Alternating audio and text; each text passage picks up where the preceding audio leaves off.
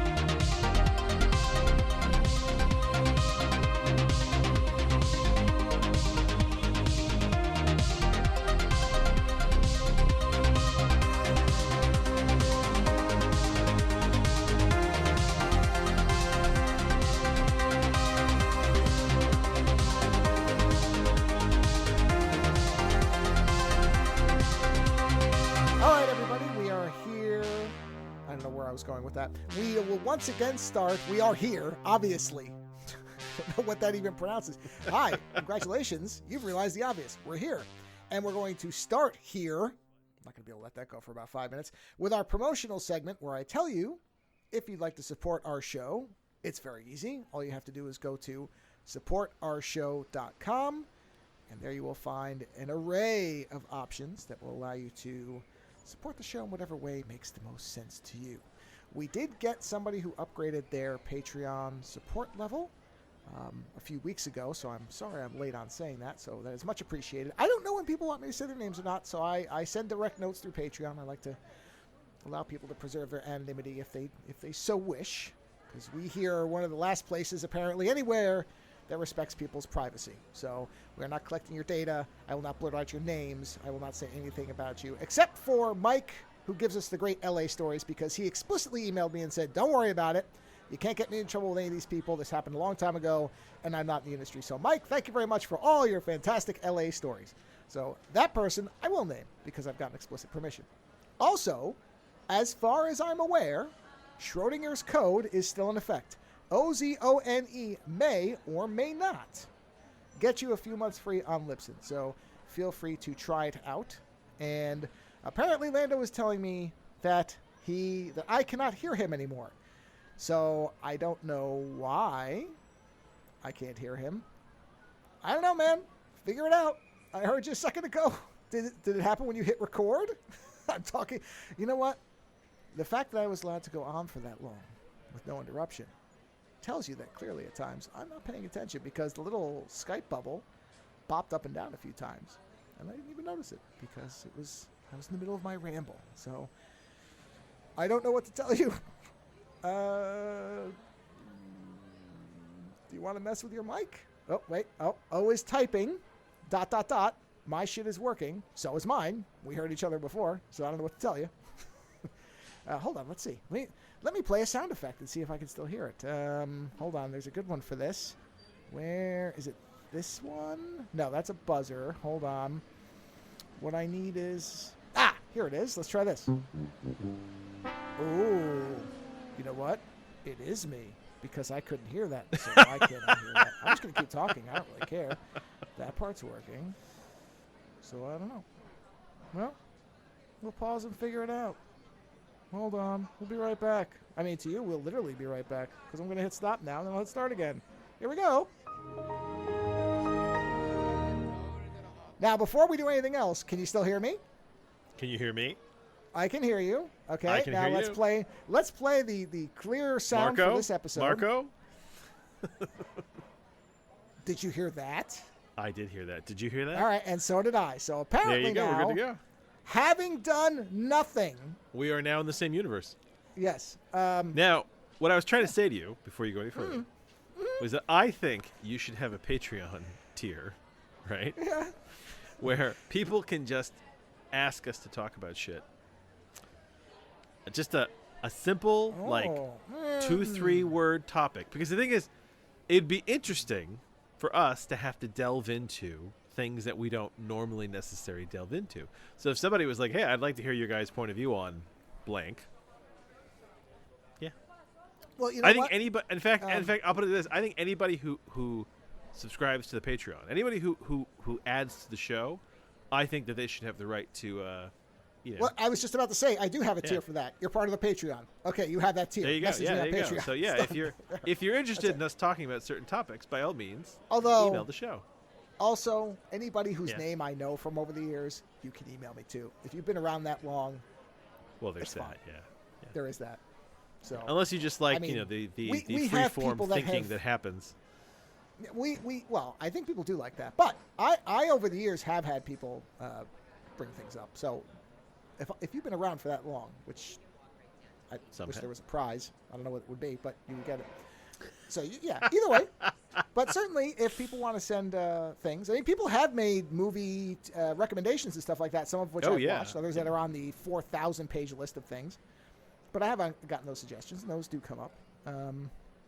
And of course, I've told some of the stories that get emailed in, and I think I've asked you some questions here. There was some parenting question I think that came in once that I asked you, and I said, "Oh, I can ask." I was just saying, for those new Sure. people who might show up. Yes, sure, yeah, why not? Oh, and the was it by the time this show comes out, Chapter 2 of my whole audiobook project will be out too. Oh, right, yeah. Yeah, so if you're looking for an audiobook, check it out. Yay! Patreon.com/Orlando Brew. Right? Is that just Orlando Brew? Yeah. Okay. Yeah. Or just I go to didn't think you had YouTube and look I didn't for. think you had an artist name. Was it Orlando Brew Artificial Fear? Or just go to OrlandoBrew.com. Oh yeah, there's that too. Yeah, because somebody was smart enough to grab that. I'm not going to say who it was, the two of us. And it wasn't me. One of us. I'm not going to say which person kept bringing it up and then thought that by the time somebody else gets to it, the first person will have lost it. So that person, whoever that smart person is, should get it immediately and then just turn it over at some point. So, yeah. Yeah, we'll see. See if it does anything. Honestly, I got really nervous the other day because I noticed that Cameron Hurley has a Patreon. I use Cameron Hurley as a good not Weatherspoon. What do you call it? Bellwether or weather. Bellwether. Yeah, you go. I use her as a good bellwether for like just how bad things are out there, and like she has a whole Patreon where she's like writing stories specifically for the Patreon, and she's doing a lot of content just for her Patreon. And I was like, okay, what does that mean? I was like, does that mean that things are bad enough that she's basically just writing towards because she is published. And she has multiple published books. So the fact that she's pushing stuff directly to the Patreon rather than a publisher worries me. It makes me wonder, like, what the fuck is going on out there. But anyway, we already talked about this last time. Quick question. Yeah? Do you know the etymology of the word bellwether? No, I don't. Would you like to know? It's sure, more interesting than I thought it would be. Because I thought, I know that word, but I've never thought about what it actually means because, you're just used to saying it. Yeah. The term derives from the Middle English bellwether, which I may be mispronouncing, likely, which referred to the practice of placing a bell around the neck of the lead wether, a castrated male sheep. The shepherd could then note the movements of the animals by hearing the bell, even when the flock was not in sight. There you go. Derives from the 15th Interesting. century. Like is it Switzerland? They put these giant bells on the cows in the mountains, and you can hear those things from miles away. Yeah. I mean, it makes sense. They're in the mountains, so It makes a lot of sense. So, yeah. It's a way of seeing where the trends are going, and that makes sense. With a flock of sheep, one with the bell on it is the leader. So. Oh, I have to share this with you. So. Good. Share and gain. I have to get that clip. Go ahead. I was looking at pornography the other day, like I do, and the particular site I was looking at has ads that come up, much like YouTube, right? And one of the ads that came up was a song, and I swear to you, the only lyric was "I Papi" over and over again. Oh. And I thought to myself, "Holy shit! Even the universe is trolling me now." I wish I could have grabbed a clip of it, which is sad. It's very sad in that situation that I was like, oh man, it's like Joe would love this. Yeah, it was awful. Yes. That's And okay. speaking of bad, yeah, I'm making a note. Find that porno Poppy ad. song. Oh, there's tons of them. No, Yeah. I'll get something because I made a note Yeah. to get the Cybox sound clip for the next show, and I will also make sure I get the iPoppy sound. So yeah, I'm starting to make notes during the show so that I remember the things I want to do. Good. So it's good to take notes. Speaking of bad television, I am one episode away. Oh, I from know where this is going. Yeah. Oh, yeah. You know because you've heard part of it already. I'm one episode away from the end of Rings of Power of the first season. Right now, I know second season's different, but here's the thing: my wife and I stopped on episode 3 or 4, right? And because we were so uninspired, and I've talked about this in previous episodes, so uninspired. But my son got into Lord of the Rings and really wanted to watch the series, and we were like, that's fine, it's cool. We watch a lot of things with our kids we don't necessarily want to watch ourselves. And I am now like far beyond where we were near the end, and I have to say, Oh Jesus! yes, did she show up? No, but I went because I like to link to things that we talk about. Yeah. Do you know the official title of the fucking show is The Lord of the Rings: The Rings of Power? It's goddamn 10 interesting. words. I thought it was just Rings of Power. And a colon? No, not a no. And a colon.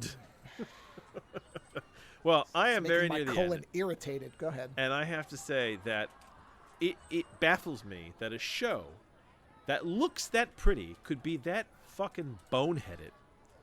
Like, I can't stress too much how bored I am most of the time watching that show.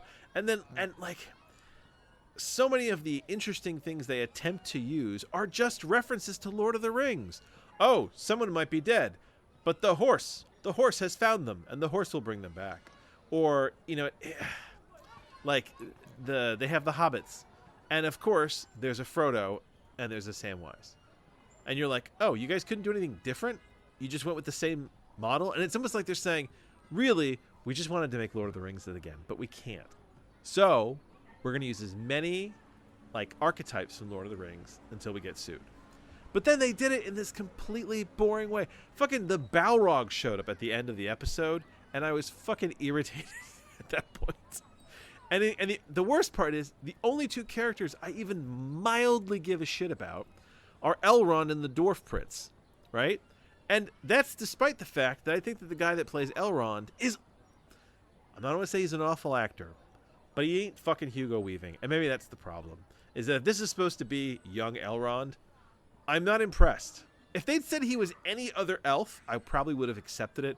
If they were like, this is Jeff, or they have elven names, so it'd be like, Jefferon. This is Jefferon. I would have gone with it. But it's not Elrond. But the fact that the elf that I don't like the actor of and the dwarf prince are the only part of the show that I even remotely give even the mildest interest in. Like, they made me dislike Galadriel. They made me... It's just, I've spent so much of this show bored and then irritated by their overabundance of these, like, long shots. You know when a movie thinks it's doing something iconic, and you can tell because they slow the camera down and they linger on it and they go, hey. Oh, it's the Snyder effect. Yeah, it's the, hey, look at this shot. It's amazing, isn't it? Just watch this show. Look what's going on. Just stay with it. I had a discussion with somebody recently about Zack Snyder, and I said that it occurred to me that Zack Snyder is actually exceptionally smart because he basically does all the slow-mo. It's the equivalent of taking, you know how on a camera you can hold down the button and it'll take 1,000 pictures. Yeah. And then you hope that 3 of them are great. That's Zack Snyder.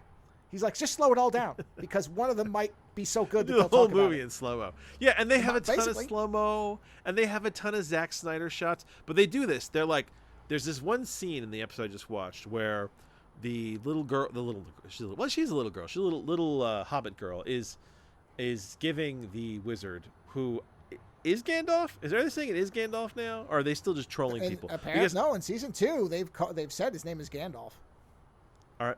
Yeah, I wouldn't be surprised if they're still trolling. Anyway, the wizard, who may or may not be Gandalf, has scared the the little hobbit girl. I mean, that's what they eventually are. Well, gnomes are smaller, aren't they?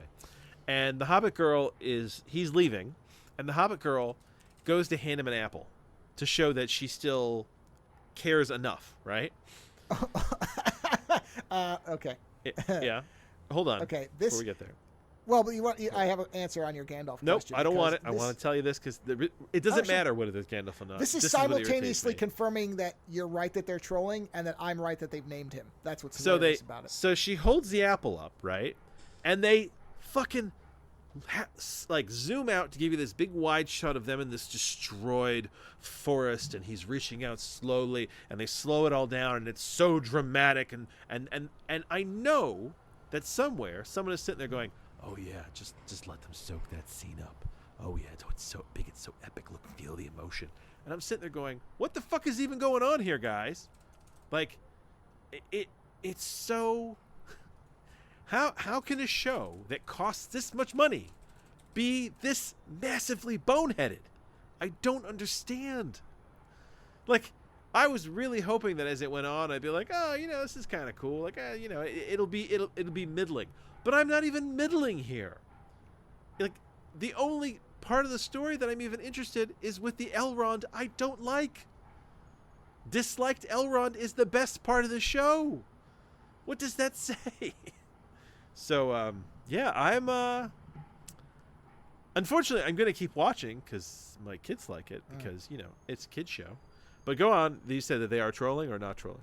So, yes, he is referred to as the Gaunt Elf, at which point he finds his staff, which is the staff, of course, from the movies, and then says, I believe I will be eventually known as Gandalf. So it is. What? Yep. Yep. What is it? Yeah. So he sees the future now?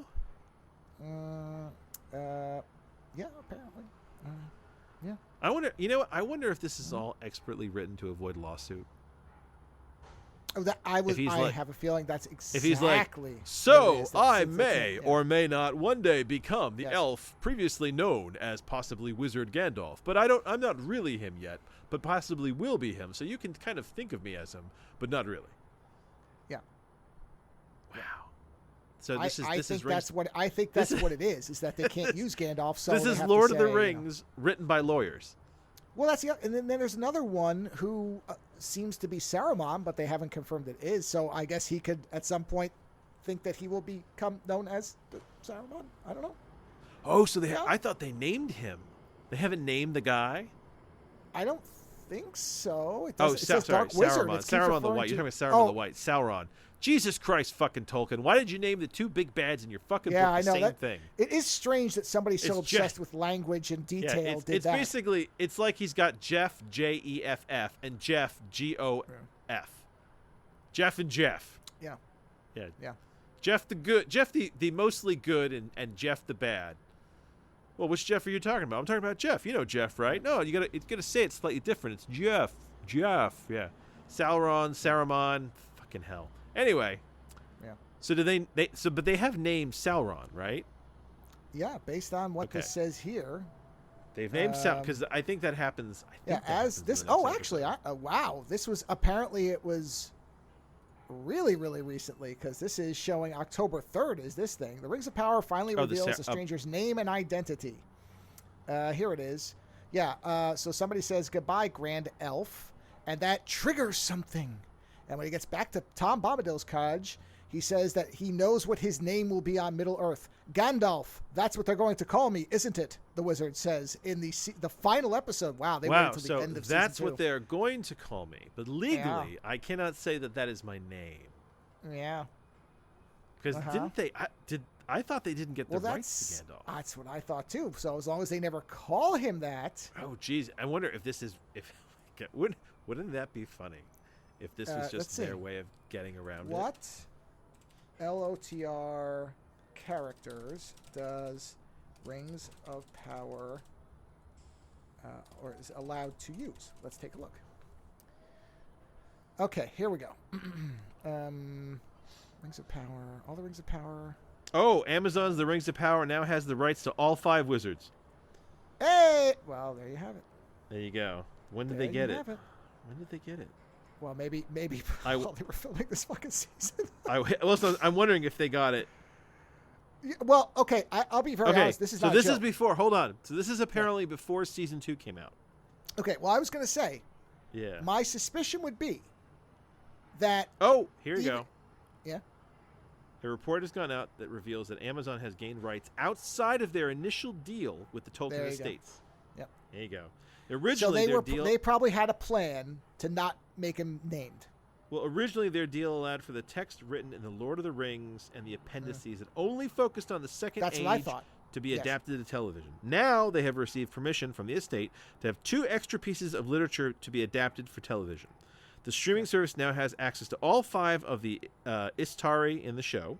The 5 Istari, including Saruman the White, Gandalf the Grey, Radagast the Brown, and the 2 Blue Wizards, which I hope they use. They also have access to state that they came to Middle-earth sometime during the Second Age. Gandalf specifically states in the novels he came last and has never traveled east to Rhûn, which apparently they're changing.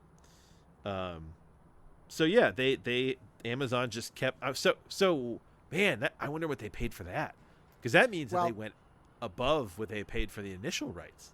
So this also makes sense. They probably were in talks for this well before season 2.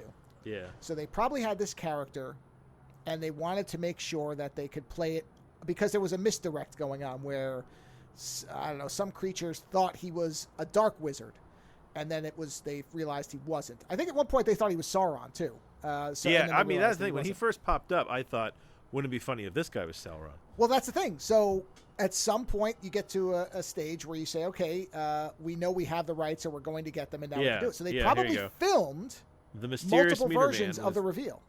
The mysterious meteor man was teased to be Sauron. Right, and so if the rights thing hadn't worked out, maybe he would have been. Or maybe he would have been another dark wizard or whatever. So they probably filmed multiple scenes where he says different things and then had ways to be able to write him in. Now that they've got him, I assume they'll use him quite prominently. I mean, and the thing is, if you have a fucking wizard. The funny thing is, I don't understand why they would use Gandalf. Because the 2 Blue Wizards, there's like almost nothing written about them. So they could pretty much do whatever they want with them. Well, they do have they have the evil wizard. Maybe he'll be a blue one. Yeah. They still have the evil Saruman-looking guy. So he could be, Or either way, you know what? Listen. They may do a WrestleMania thing. It's still a fucking boneheaded show. Okay, well, I'm not arguing the merits of the show. And here's the thing. I want to see season 2 because I have read that they very much changed the way they do things in season 2, right? Yes. So the reviews have all said it's better than 1. Yeah, exactly. So maybe this is like a Star Trek Next Generation thing. Where like, the first season was kind of, the second season is really great. But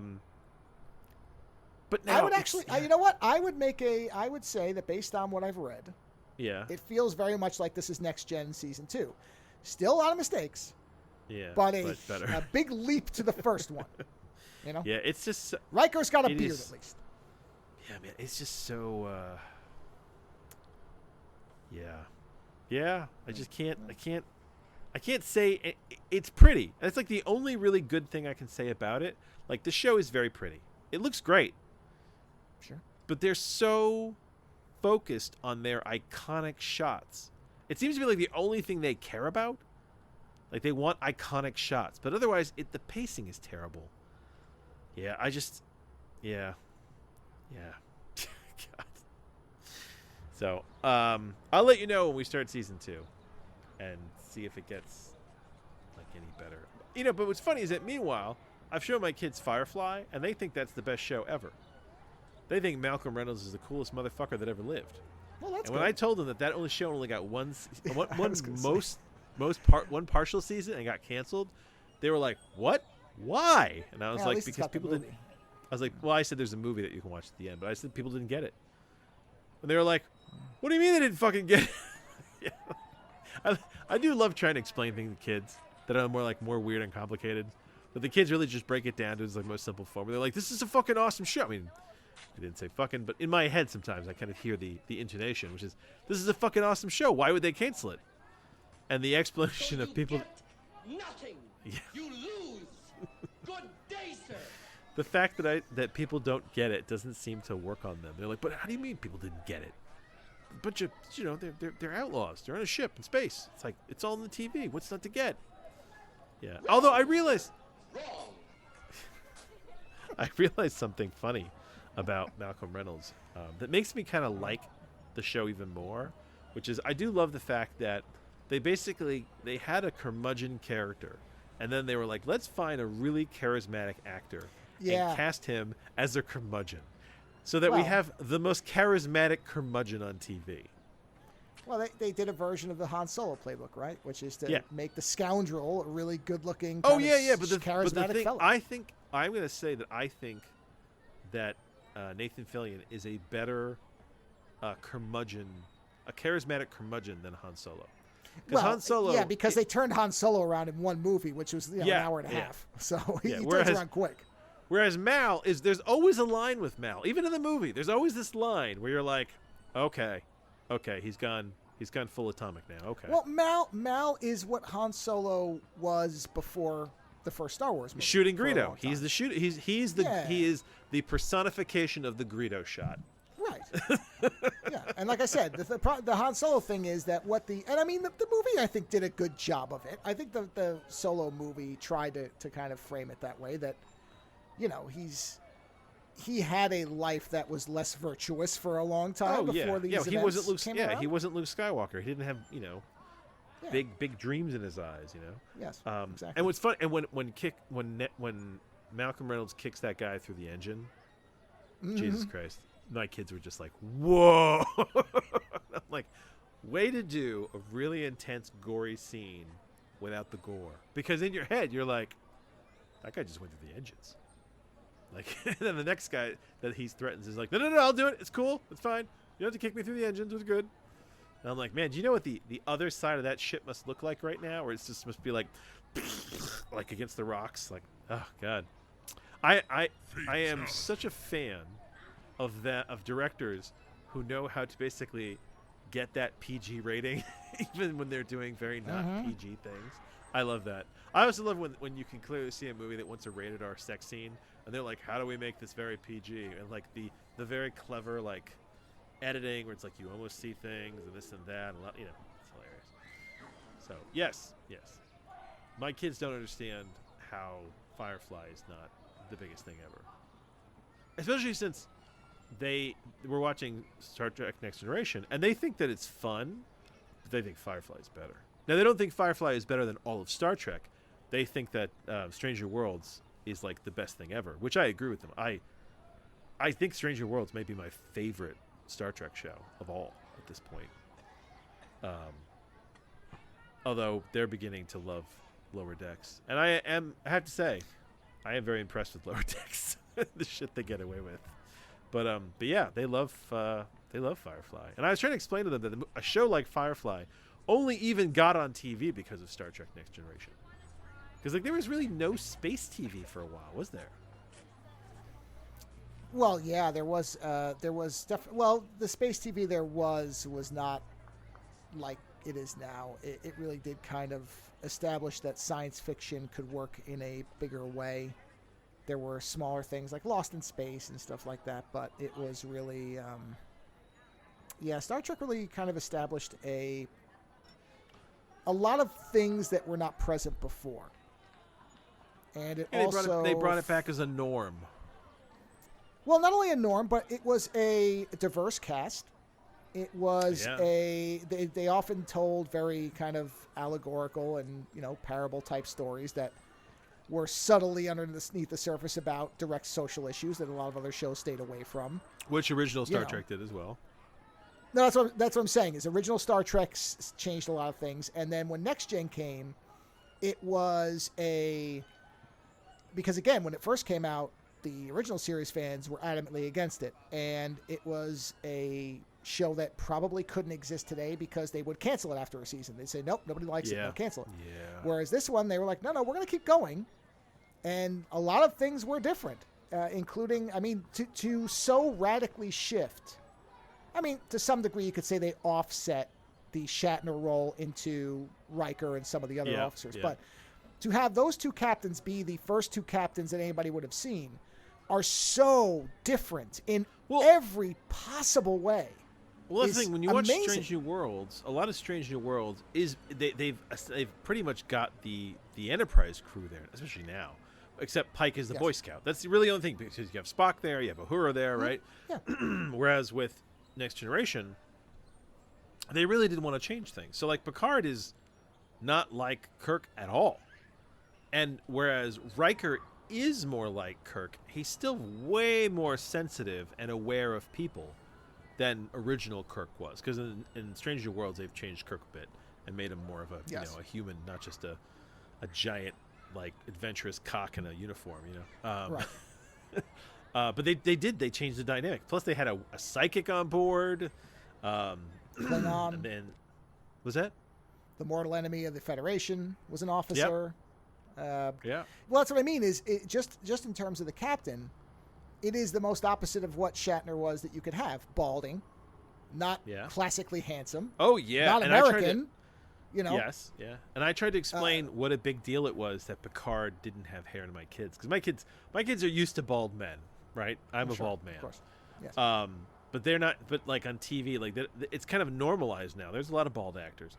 But like at that point, to have the captain of the Enterprise be a bald man, and I was going to show them the test footage they did, because I mean that's the fact that they even made Patrick Stewart wear wigs and do And test it footage, looks so and he looks so weird. Yeah, yeah. But also, Whereas, I mean, this is not an appreciated thing, but it is significant. The fact that he is French, even, like I said, not only is he not American. Yeah, but I think you forget that he's French in 2 seconds once he starts talking. Well, no, I know it's not supposed. To, I'm not saying that they have him go ha ha ha every other episode. I'm just saying that to have somebody who is, you take what is kind of what most white American men want to see as the captain, and you do something way off. Yeah, the And captain. then, yes, they transferred it to Riker, which Yeah, they the did, captain 'cause he's a should have been womanizer, good he's a old- smartass.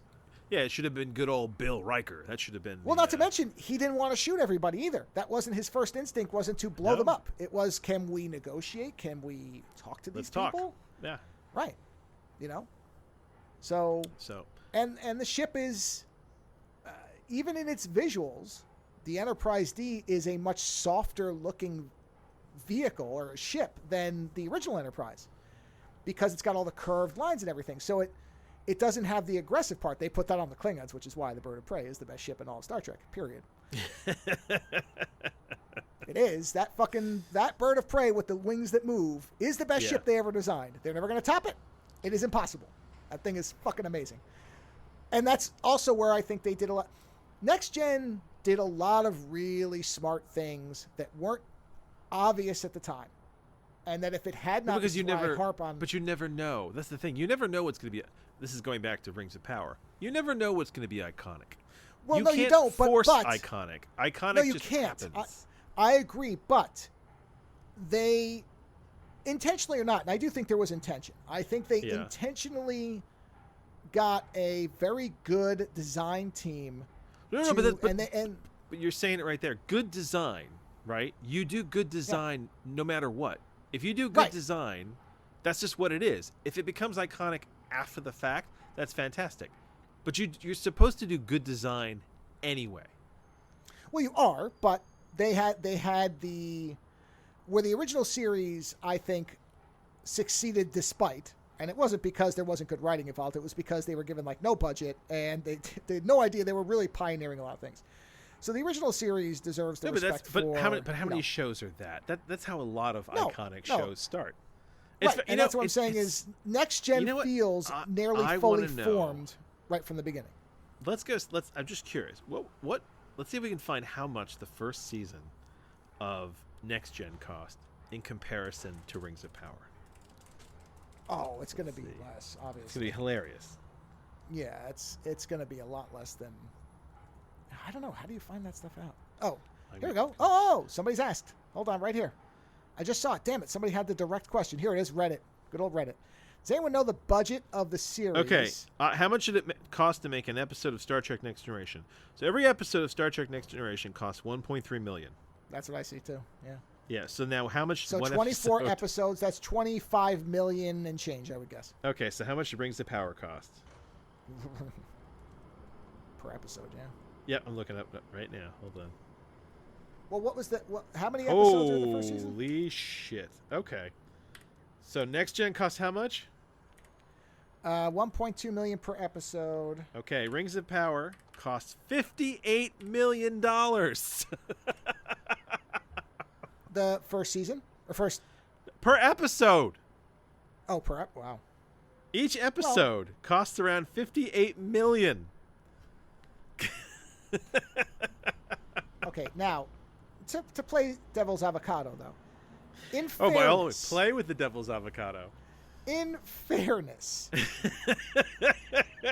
the set of Yeah. a first gen episode compared to Rings of Power is laughably inferior. Yeah, I get that. But you know what? Star Trek Next Gen first season, I'd rather watch that than Rings of Okay, Power. I'm not I don't making care that how pretty argument. it is. I'm not saying the writing is equal, but in terms of budget, Sure, it it isn't looks gorgeous. really fair to compare them. Because Well, no, hold it. You want to hear why I'm comparing them? I'll give you a reason. good. Sure. Okay, so Star Trek Next Generation is picking up from a legacy show. People love the original Star Trek, right? And they wanted to continue it, right? So they basically tried to continue it using, new material, pulling on some of this kind of old material. Whereas Rings of Power, they wanted to continue the Lord of the Rings stuff. They realized they couldn't go forward in time, so they went back in time, right? Actually, and what's really funny is if you want to compare Strange New Worlds to Rings of Power, because that's another show in Star Trek that went back to continue to give you more stories, Strange New Worlds blows Rings of Power out of the water so hard that it's laughable. Even if they cost, I know they don't cost the same amount of money, but now I'm curious. Let's see. Strange New Worlds cost per episode. Hold on. Because I guess that's a more direct comparison. Strange. Let's look at, because there's one thing we're not taking into account. When Rings of Power first season was 2022 first season, correct? Yeah. Right. Wow, interesting. Star Trek Enterprise cost $1.7 million per episode. I believe that. Holy shit. Apparently the cost per episode of Strange New Worlds is not known. Oh, interesting. Now I'm curious. The budget of it isn't known? Yeah, per episode. Oh, here we go. Interesting. Assuming its cost, Strange New Worlds is $11 million an episode. Think about that. Strange New World looks gorgeous. Yeah. Is a fantastically written show that most people agree is it's just a fantastic Star Trek show. Cost $11 million an episode. Yeah. So why is Rings of Power so shit? Well, you're comparing things that aren't comparable. I'll say that. Because writing isn't the same as a budget. So No, it's because Rings of Power is being issue- written by lawyers. Okay, well, the budget itself Yeah. is not Yeah. necessarily the correct way to judge it. No, and I'll tell you why. But I'm I'll amazed tell you that why. they spent that much on it. Hold on. I'll tell you exactly why Okay. that comparison kind of falls apart. Let me look at season 1 of Next Gen. I don't remember the episode. No, but here's is no, listen. No. I think Okay. I think you are right. We shouldn't compare it with Next Gen. I'm comparing it with the first season of Strange New Worlds. I think those two are comparable. Those are two shows that went back in time to tell you a prequel story, right? So that they could, their networks could have new content, right? So they're both prequel shows that are both tiptoeing through historical context because they can't prove anything wrong from the future show, right? So I think those two shows are actually pretty aptly compared to each other. Well, you can make a Next Gen. The sequel show is also capitalizing on the legacy. It's just that it came after, but they had plenty of stuff going back to the original series from the very first episode. But my example is going to be Next Gen's season 1, episode 3, the racist episode, Code of Honor. You give that thing $58 million, it's still a piece of shit. It doesn't matter how great the sets look because it's bad writing. So you're right. You can't escape bad writing. No, you can't. So but that overall, part- I'd still rather watch season 1. Well, I'm not saying you're wrong. I'm just saying that to say that $58 million and what did it buy you compared to Strange New Worlds. Yeah, clearly it wasn't writers. Well, and that what I would be interested in is, well, there's two major aspects that would be revealing to find out, or sorry, would be enlightening to have revealed. I was mixed my words there. One is how much of the budget went to the writing staff of whatever that $58 million is. How much of that went to the writers? Now, If it's that they cheap shitted out on writers, which Well, they may have, then can I give you another kind of just random comparison, right? So you talk Sure, about go ahead. like, did any of the money go to the writers, right? So Well, Pulp how Fiction. much? No, hold on. So Pulp Fiction, that movie all together cost $8.5 million to make, right? Yeah. And we know that it had a very good cinematic writer because that Quentin Tarantino knows how to Yeah. write a movie. He knows how to write a movie for the audience, right? Yeah. And he was able to make a movie which is huge and iconic and launched his career with $8.5 million. And you sit there and go, yeah, that's because the writing was good. Like, and this is the lesson that I However- feel like Hollywood forgets over and over again. Okay, but That- here again, the Yeah. context matters because Okay. Rings of Power. When did Amazon acquire the rights to that show? Because this is important to know. They bought that. When was it announced? What year was that announced? Jesus Christ, you have to look up the entire fucking title to see it. Son of a bitch. This is why 10-word titles are fucking awful. I wrote Lord of the Things, which makes me sound very Italian. Hey, Lord of the Things. All right, let's see. All right, premise. It was acquired in 2017. Okay. Season 1 was Are we having- 2022. Are we talking about inflation? Is that what we're doing? No. Fuck Okay. inflation. This is all about writing. So, Okay. so they acquired the rights in 2017. The first season was released in 2022, so that's about 4 Okay. years of writing, you would say, Got it. probably, right? Because they have to film it. Yeah. Everything. Pulp Fiction started in the 80s. So that was refined, worked on over Yeah. a long period of time. So I'm not disagreeing. I'm just saying there's more to it, and that's why to Yeah, me, but the point is the writing is good, and because the writing was good, I'm with you. What I'm Yeah. saying is what is vital to know, and we don't know and won't know for a while, is were the writers well compensated, or did they get the cheapest writers they could, which is very possible. In which case, it was doomed to fail in that way. or Or, often, I think to what your happens point, yeah, is did somebody from the upper office come in and say, no, we do not want Galadriel to have a three-way with two other male elves. Get that out of there. I don't care whether it, deepens her connection to the whatever. No, get it out. We have to have it where she's clanging swords, and plus she's a woman, so she has to follow behind Elrond 10 steps and to the right. So, oh my Fix it. god. All right, I have You know what information here. Ooh, I have good. information here that no, it's I gotta this, get a this breaking. takes Hold on. I have to get breaking news. this is not breaking sound news clip. at all. No, It's not but breaking I news want to at get one of those stock ticker. I gotta get one of those. This clips, just so takes I'm it in a looking different up. direction. I looked up the highest paid screenwriters, right? Because I wanted to get a concept of like who gets paid the most, right, and for what, right? And it just kind of ruined. It just made me sad because so Chuck Lorre is the highest paid screenwriter. Mhm. He has $600 million, I guess, in net worth. Sure. He created Big Bang Theory, 2.5 Men, two shows that I dislike immensely. Wow. Yeah. Yeah. But you know what? Number 2 is Seth MacFarlane. Who basically created Family Guy and then went off from there. And honestly, it's the fact that Family Guy, I like Family Guy for the sheer fact that its existence is what is made it so he could make the Orville. A show that is basically a Star Trek Next Generation copy that has now gone on for what, 3 seasons? Right? Yeah. Yeah. And honestly, when you watch the Orville, other than the fact that Orville is like a live action Lower Decks, except it's the command crew, essentially, right? But their writing is just like Next Gen. They didn't try to modernize it. They were like, we want to make a show just like that. And when the Orville came out, there weren't any Star Trek shows, were there? I think the only thing that was coming out soon was Discovery. No, that's why people flocked to it, because And then when Discovery came out, the first season of Discovery was so different from Star Trek because they were like, it's so much more gritty, and they were like, no, we just want more Next Gen. Yeah.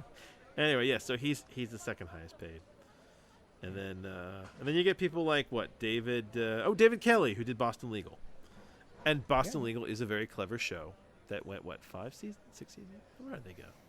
I think it was 5. think you're right. 5. Yeah, and then It was is a four- very It was cleverly. no more than 5. It was 4 or 5, sure. It is a very cleverly written show. Apparently, he's also done Big Little Lies, which I haven't watched, and he did Ally McBeal, which was a huge phenomenon when it was on TV. Mm-hmm. Right. So I mean, yeah, and then is it Sonda Rhimes? She wrote for Grey's Anatomy, which I never watched, but I heard was a big Sure. show. Sure. Ryan Murphy, who did Glee, Oh, American Horror Story. Story. That's what Yeah, he's really known yeah, for. which is still going. And then number 6 is Joss Whedon. Then America's we know sweetheart, Joss Whedon. not really anymore, is he? That's why I said it. But the thing is, I still want my kids to see Buffy the Vampire Slayer. Oh, Like, that's, I think that's a really no. great show. But the thing that's sad now is that watching it with them, they don't know the stuff I know about the show, but I know stuff about the show. Watching it again now, knowing everything about Whedon and how kind of aggressive he was, it'll feel weird to me. Yeah. Yeah. And then Aaron Sorkin. Aaron Sorkin comes after Joss Whedon, and Sure, he yeah. did The West Wing, and yeah. So it's like this list proves that sometimes you can get a high-paid writer, and you're still Rings of Power is basically like we're going to call it the Big Bang Theory of Lord of the Rings. Big Bang Rings. Big brings. Rings of Bang. I think I've seen Rings that of movie. That's probably what I was watching when the iPop music came on. The Rings of Bang Theory. That's what you were watching. Yeah, I know. So I mean, and that's the thing is that you can have this situation where you can get a high-priced writer, and and sometimes they don't know what they're doing, or sometimes they aren't that good because they're known for making a certain kind of show. So like you wouldn't want to hire Chuck Lorre to make your Rings of Power show because it's not Big Bang Theory, right? That's what he's good at. That's what people like his, so yeah. Writing is so tough, and anyone. Well, and writing is tough, but the thing if is, there's interference, it's even worse, and that's what we just. don't everyone know yet. thinks they can do it too. That's the other thing. Any producer, any director, everyone thinks that they could just shit out a script.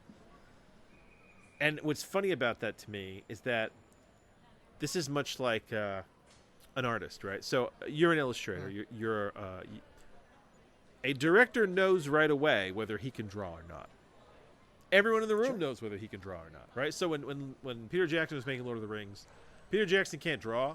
So what did he do for his design people? He brought on, what was his name? The guys who did all the most iconic Lord of the Rings art. It was the two of them. Oh yeah, I don't know the names, but I know the two guys. But he brought these two guys on. They were like, everybody knew them for their Lord of the Rings art. They were amazing, right? Yeah. Because Peter Jackson is not an artist, right?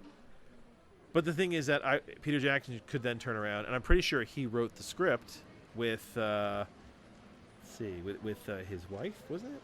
Or his partner? I was going to say, as far as I know, it was his partner. I don't remember the name, but I think it's his partner. I don't think it's his wife.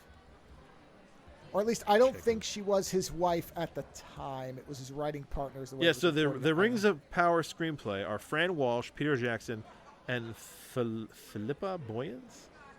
Is one of those his wife? And she is a New Zealand screenwriter. Yeah, Fran Walsh was. She is a New Zealand screenwriter. So they did have someone in the room who was a screenwriter, right?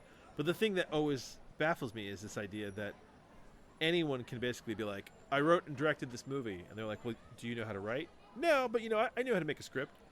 And then you watch the movie and you're like, well, the direction is good, but the story is shit. And how often do we review movies and go, well, the writing was kind of crap? Oh yeah. No, that is a very common. I'm gonna die on this hill. This is one hill I'm willing to die on. Sure. Anyone thinks they can write a movie. Yeah, there are many movies where it is clear that what they did was somebody had 5 or 6 scenes that they wanted to film, and they needed to bring in somebody and pay them to connect them, and they really never. I mean, Ridley Scott. Listen, Ridley Scott is an amazing director. I mean, his visuals are stunning. They are. But I mean, his screenwriting is, he needs help. How much has he written besides? Let's see what he's actually. I think he does a lot of the story, and then he has other people's come in. Yeah, let's see. Yes, like he does concept, and somebody else does it. Now let's see here. Writer 5. What did he write? He has written. Well, that's a short from 1960. We're not even going to count that. That's not going to Oh, count. Yeah. jeez. All three are Alien Covenant related, and then one episode apparently of Alien Earth, the upcoming TV series. So he has written nothing. Yeah. So That's his writing credits. I wouldn't necessarily want to trust him. Yeah, I'm trying to see. But his direction is great. Now, he does have 161 producing credits, and depending on what producing means, that could be changing things in the script. And also director could be the same thing. Yeah. Very possible. Yeah. And that's the thing is that, I mean, we've talked about this before, too, that you can start out with a good screenplay, but then the process of making a movie, actors who want more time, products that have to be more well-placed, settings that you can't get. The reality steps in and changes the script, right? So you can have a great script and have reality alter it, which does happen as well, where you read about the original endings of movies and then you find out, like The Rock doesn't want the hero to die and shit like that. Like, I'm pretty sure, didn't in Last Samurai, wasn't Tom Cruise supposed to die at the end of that movie? And Tom Cruise was like, yes. I'm not dying. Right. Like, I don't die. Yeah. And it's like, oh, right. So the one white guy on the fucking field of battle where all the other samurai are dead, he's bulletproof. Okay. Yeah, that's what we call plot armor. I use that term. I used that term in front of my kids the other day, and they were like, what is plot armor? And that's when the plot means they can't die. They're like, oh, yeah. I was like, once you figure out someone's got plot armor, it takes all the danger out of it. Sure does. So, yeah. So, yep. I am curious about one thing here. Hold on.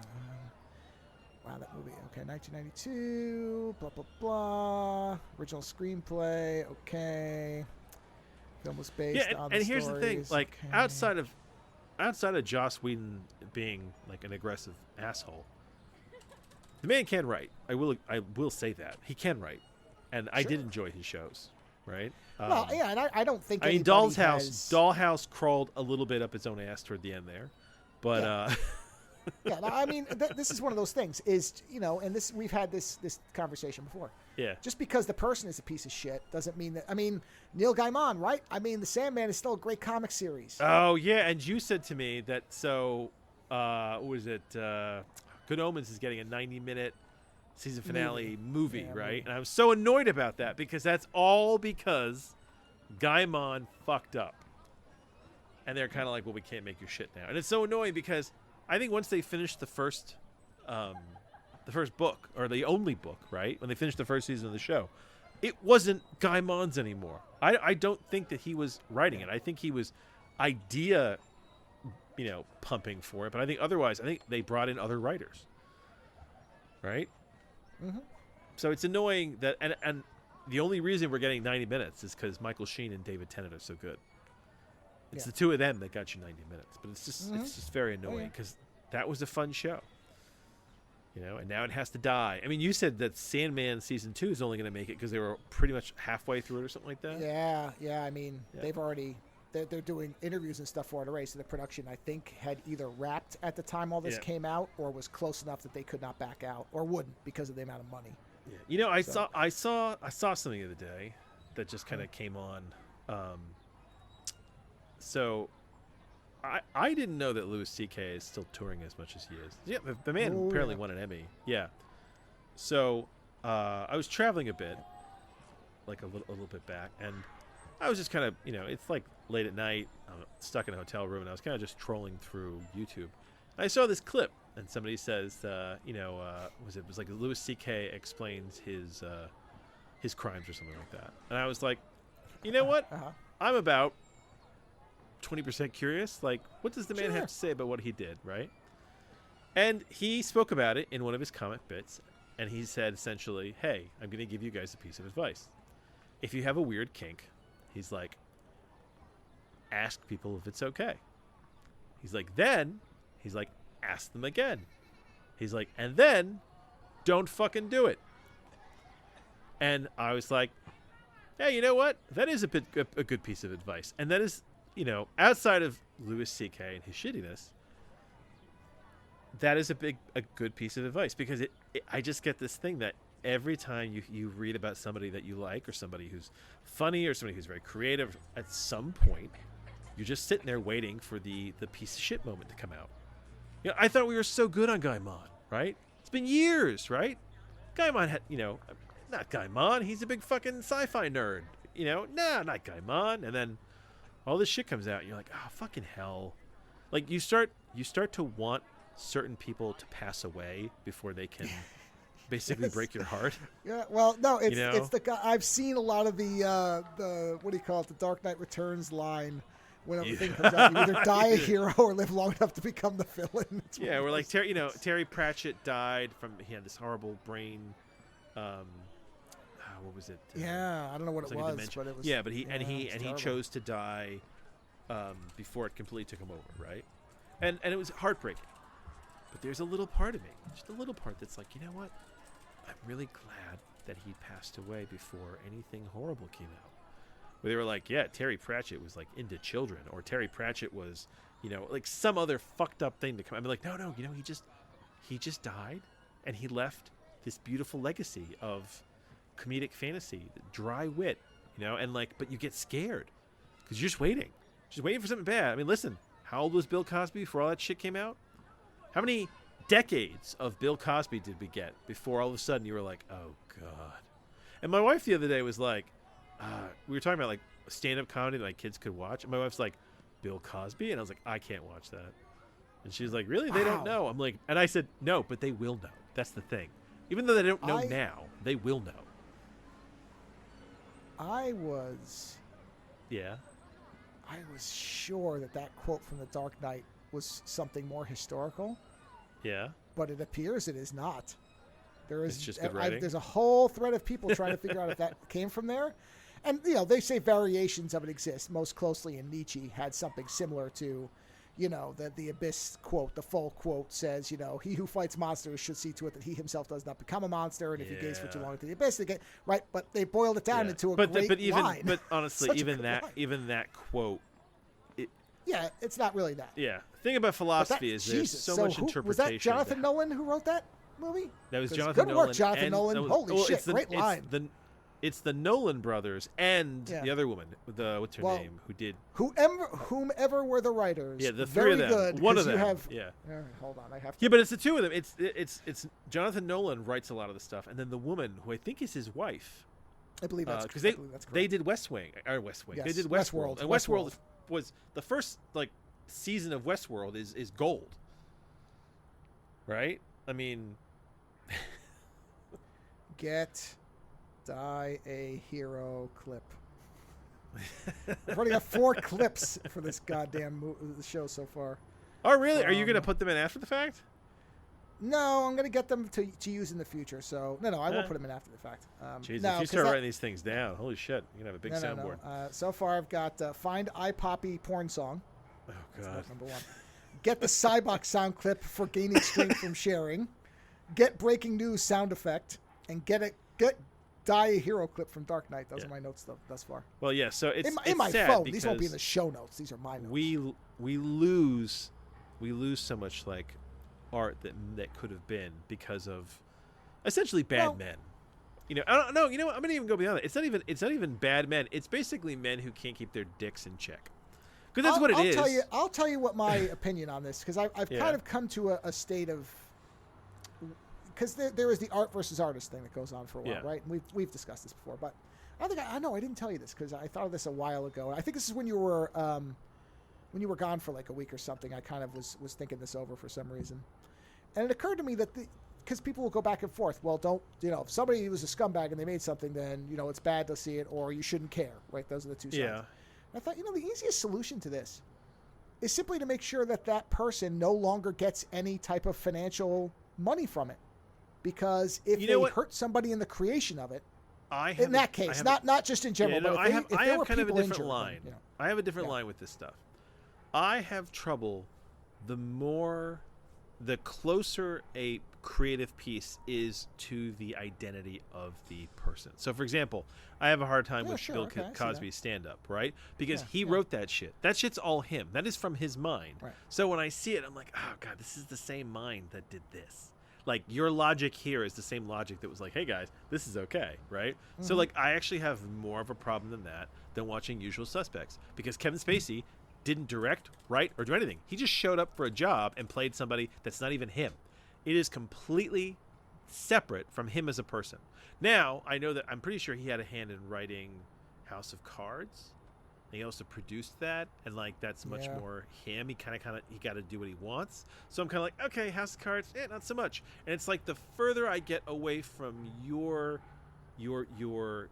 brain, the happier I am with it. So like Louis C.K., I don't want to watch his stand-up. Why? Because it's his logic. It's the same way that like his show. You remember he had that show Louis? I remember. I never saw it. Yeah, so like we have a friend who loved that show. That show felt so like depressively icky to me. Like I saw an episode once with it from my friend, and I was like, I can't watch this. Yeah, I think that's why I didn't watch it, because I heard it was just a bummer. Yeah, it is a bummer, and his art. I mean, his stand up is very bummer, right? And then when you know on top like how he was, you're like, okay, and it's like Yeah, so the closer you get to what it is authentically that person's art, the more it's like I don't want to see Hitler's paintings. All right? And if I did see Hitler's paintings and they were like amazing, I'd still have to look at them and be like, nah, should be burned. Fuck this asshole. Like I think the more it becomes you, and it's also equated to how horrible you are as well. So like I don't ever want to read Mein Kampf. Right. I know people who have. I know people who have read it basically as like a psychological historical. I was going to say that is the argument against destroying. Oh yeah. I don't know. I don't want to just like But would I ever read it? No, I would never. No, but the thing is, I understand why you don't get rid of it. It's the same thing. I'm not actually actively going to destroy Hitler's paintings. It's just I don't really want them to get any publicity. No, I wouldn't want to see them in a gallery. Exactly. And Mein Kampf, it's like, well, there is a historical importance to that book to read it to say, okay, this is where the crazy came from. This is how you get to this kind of fascism. This is the logic of this. So you can try to identify it in other people and say, okay, well, this is bad, right?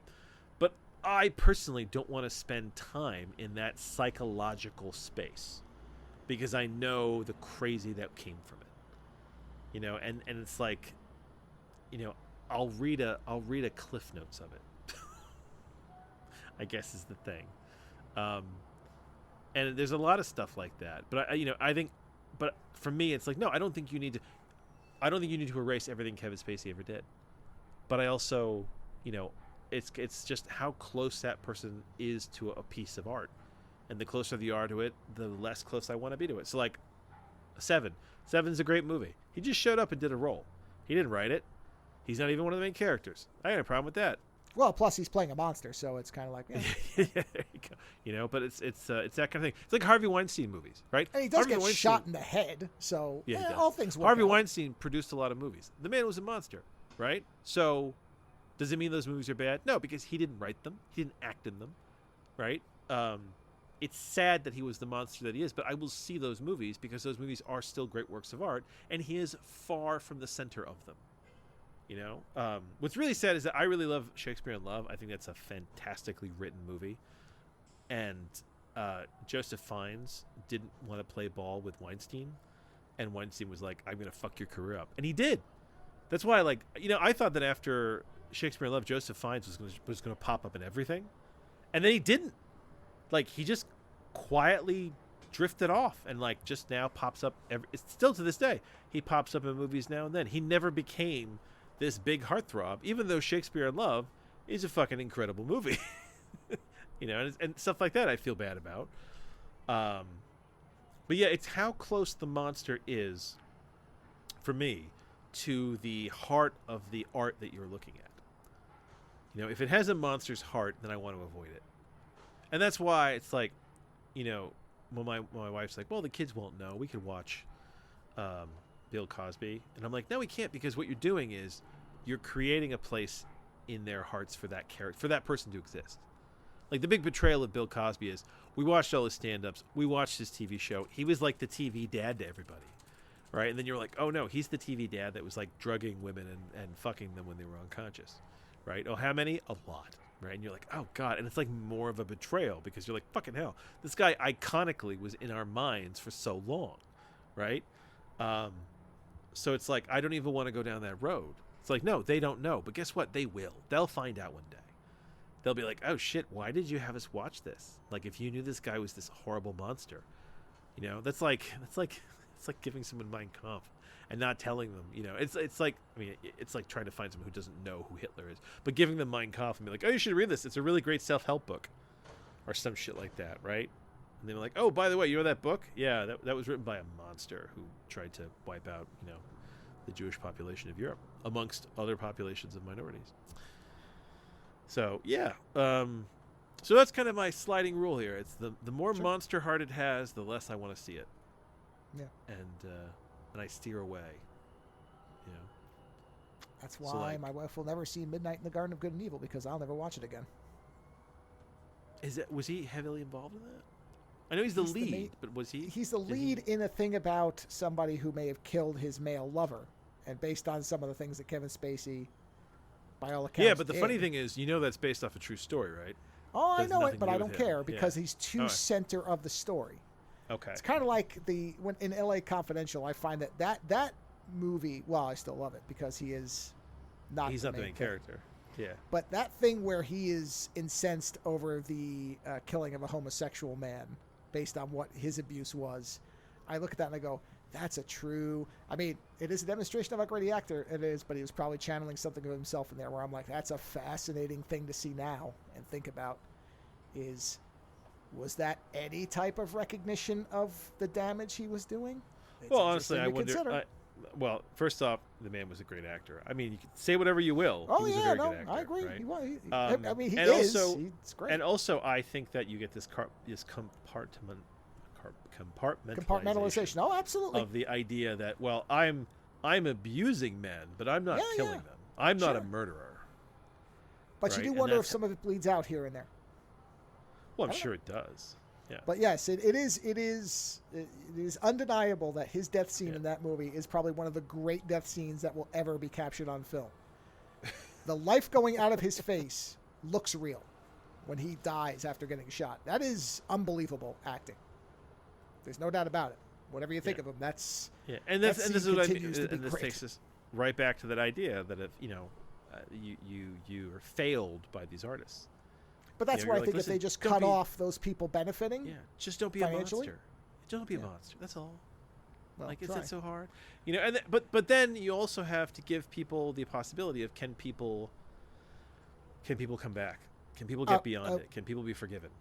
I had this discussion about Louis C.K. specifically, as a matter of fact, where somebody said, well, what? So he should be allowed to make a living? And I said, not in comedy. No. Oh, so you think you should learn to do something else. Area? Yeah. If that was your area of abuse, then guess what? You have to figure out something new to do in life. That's your fucking punishment. Sorry to hear it. Unfortunately, that's how the legal system works. But I do see it. I see the logic. No, it's not how the legal system works. But this is where you had a position of power over people. Well, now you're going to lose that. And you should never have it again.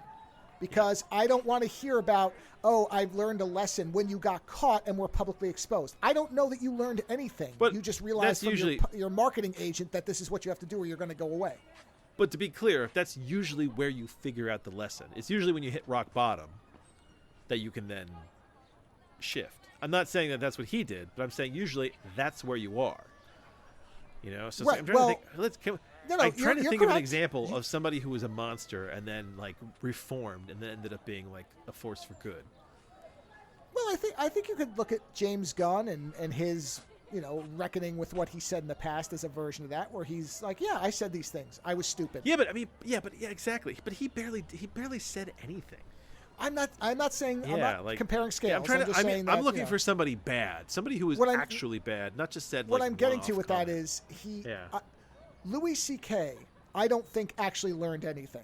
I think he was told, you can't do this anymore. So you either are going to have to pay sex workers to do this, or you stop it. Yeah. Not because he realized, like, not like somebody from his past came up and said, do you understand what you did to You don't me? think he had a grand? You don't think he had a Yeah, grand? he didn't look in the illumination? mirror and see a monster. He looked in the mirror, saw money, and then somebody called him on the phone and said, yeah, that's going to go away if you don't stop. That's what happened. And that's what I think often happens with these people. I'm not saying every time. And I think there are people who probably do confront their victims and learn something. I'm sure that does happen, Well, but I think that's man, a small percentage of what often happens, because So most of the time the reckoning with what I did follows you are not going to be able to be in the public sphere anymore, and you will lose your position of power and money. And they're like, Well, oh, that's yes, what's I supposed to found happen, God. yeah. Really, really So quick. James Franco, there's an article somewhere that I saw recently. One of those articles that kind of gets pushed towards you. There's about James Franco, and he's got a bunch of movies and stuff coming out. And they were talking to him because, you know, he had a string of abuses that he had to pay out for to settle. And apparently, James Franco and Seth Rogen, who were very, very tight, they did a ton of movies together. Seth Rogen has never really spoken to him since. When that stuff came out, Seth Rogen and him broke ties because Seth Rogen was like, that's wrong. And Seth Rogen and him have never, like, they've never been friends again.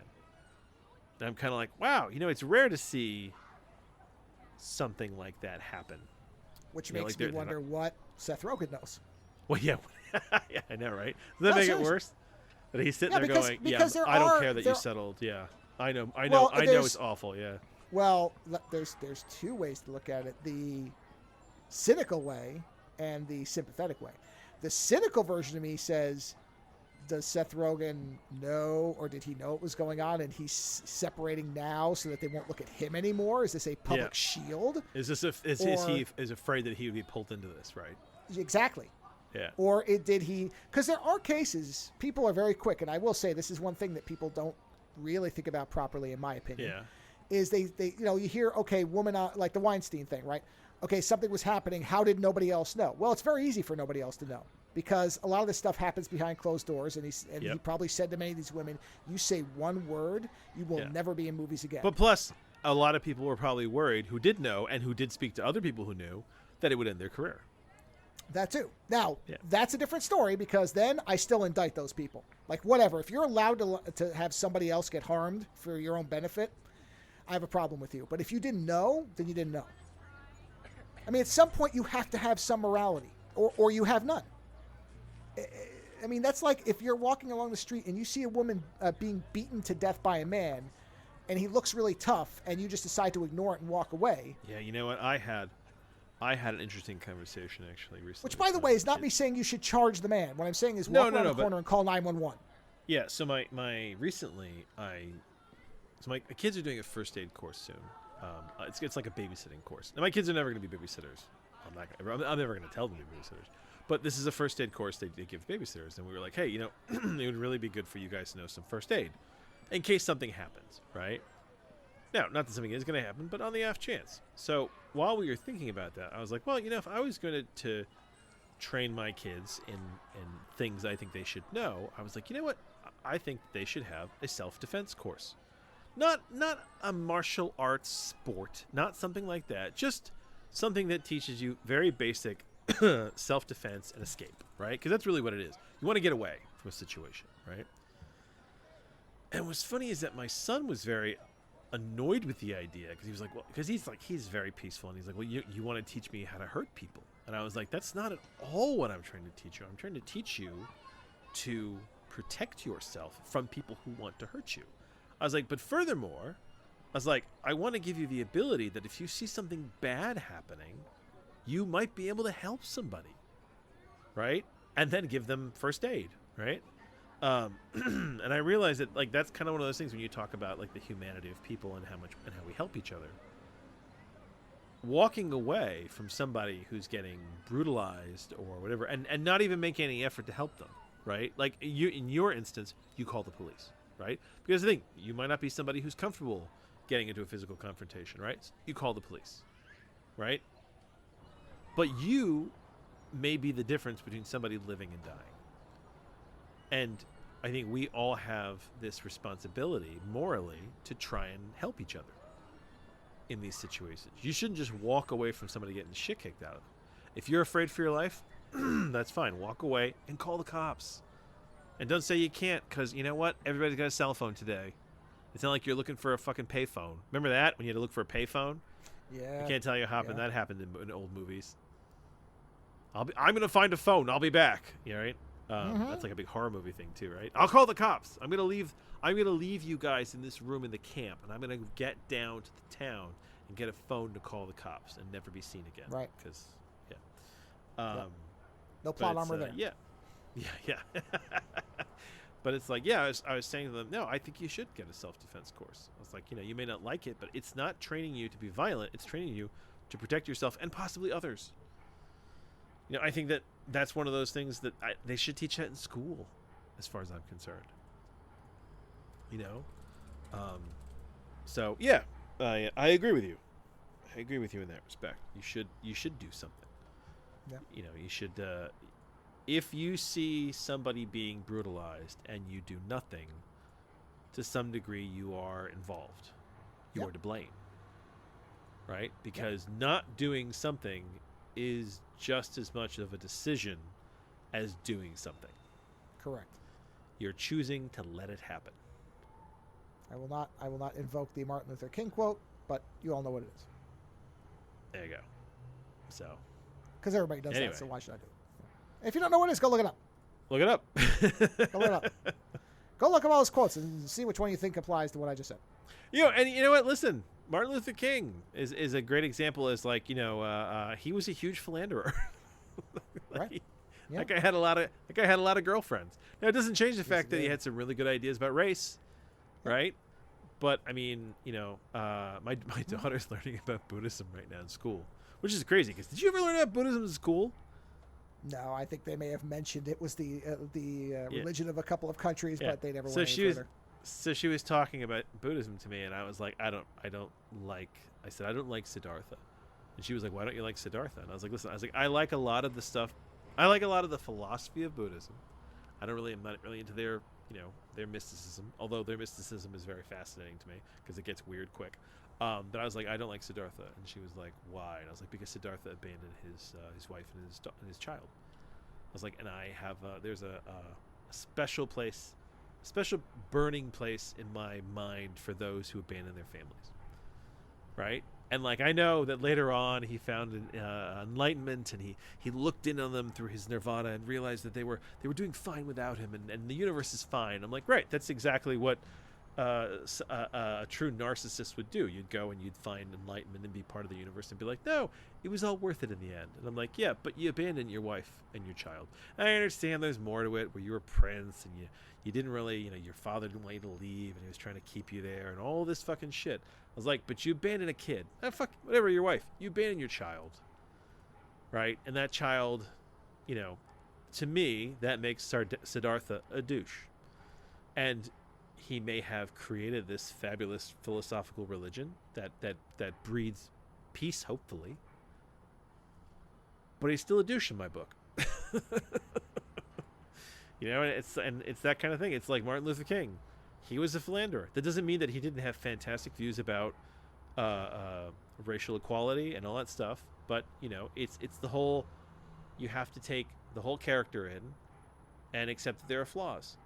Right, so the Buddhist teachings I think are very good, and nowhere in there does Buddhism say leave your family and fuck your kids, and but it is something that the central figure did, and that bugs me, right? So it's the whole. I mean, men have been doing the wrong thing since forever. I mean, women too. It's not just us. I mean. We as humans have been making questionable decisions, even amidst the great decisions. Isn't that so funny? But it's the whole thing. There are no great people. There are people who've done great things, but no one's perfect. No one's, there's no one who's 100%, clean. And we have to accept that. And some people we kind of forgive and go on, and some people we have to look at and be like, no, I don't want to watch their comedy. Yeah. You know, and it goes to the fact that Martin Luther King's kids loved him, and the only person that really has to have an issue with his philandering was the women he was sleeping with and his wife. Right? None of that hurts me. I don't think it's right, but none of it hurts me. Right? It's not like Bill Cosby, who was actively drugging women, you know, and raping them. So it's yeah, it's weird. You keep losing people. Like we've now lost Good Omens pretty much because we're not going to get a third season. Right. And it's Neil Gaiman. And the thing is, at first I was really hoping this was like a misunderstanding, but I have read a few things about it now, and I'm like, No, God damn it! No. It's like, Does son not of a seem bitch. so. Yeah, exactly. And that's the worst too. When you want to be wrong. You read a case and you want there to be enough gray area that you can be like, well, you know, maybe it was like a misunderstanding, or you know, like, but you read it and you're like, no, there's no misunderstanding here. There's a lot of douchery going on. Okay, fuck, another one. So, Yeah, because it's, you know, I think most people hope that it's either a misunderstanding or it's overblown. yeah. And the thing is, if you told me that Neil Gaiman was like a serial philanderer, that he would just fucked everybody, right? I'm fine with that. Yeah, go ahead, man. Fuck everybody. As long as there's consent, as long as it's always okay. Because, I mean, like, it's like David Bowie, right? You read about David Bowie, and Mick Jagger. Those guys fucked everybody. Tons of people, right? But nobody has come out and be like, he abused me. He was terrible. He was an awful human being. Like, you know, you're like, no, everyone wanted to fuck David Bowie. And David Bowie fucked them, and then they went on with their lives. Right. And you're like, okay, cool. Why can't that just happen? Why does it have to be, you know, like Louis C.K.? Why did Louis C.K. have to be in that situation? Why couldn't he find people who genuinely wanted to watch him masturbate? Unless part of the kink was putting people in a position where they had to watch him masturbate. I mean, that's where you have where to he had a start power thinking that thing that's over them. part of it because he certainly had the Hey, money. listen, Bill Cosby could have fucked tons of women, right? He didn't need to do anything that he did, right? Bill Cosby, like, is so famous, you can't say that Bill Cosby, even old Bill Cosby, couldn't find people who wanted to fuck Bill Cosby, right? Yeah, But that's not what Bill Cosby wanted. I know. Bill And Cosby that's had a what kink. that's and that's the Louis C.K. thing, I think, too. So and that's and that's scummier. yeah.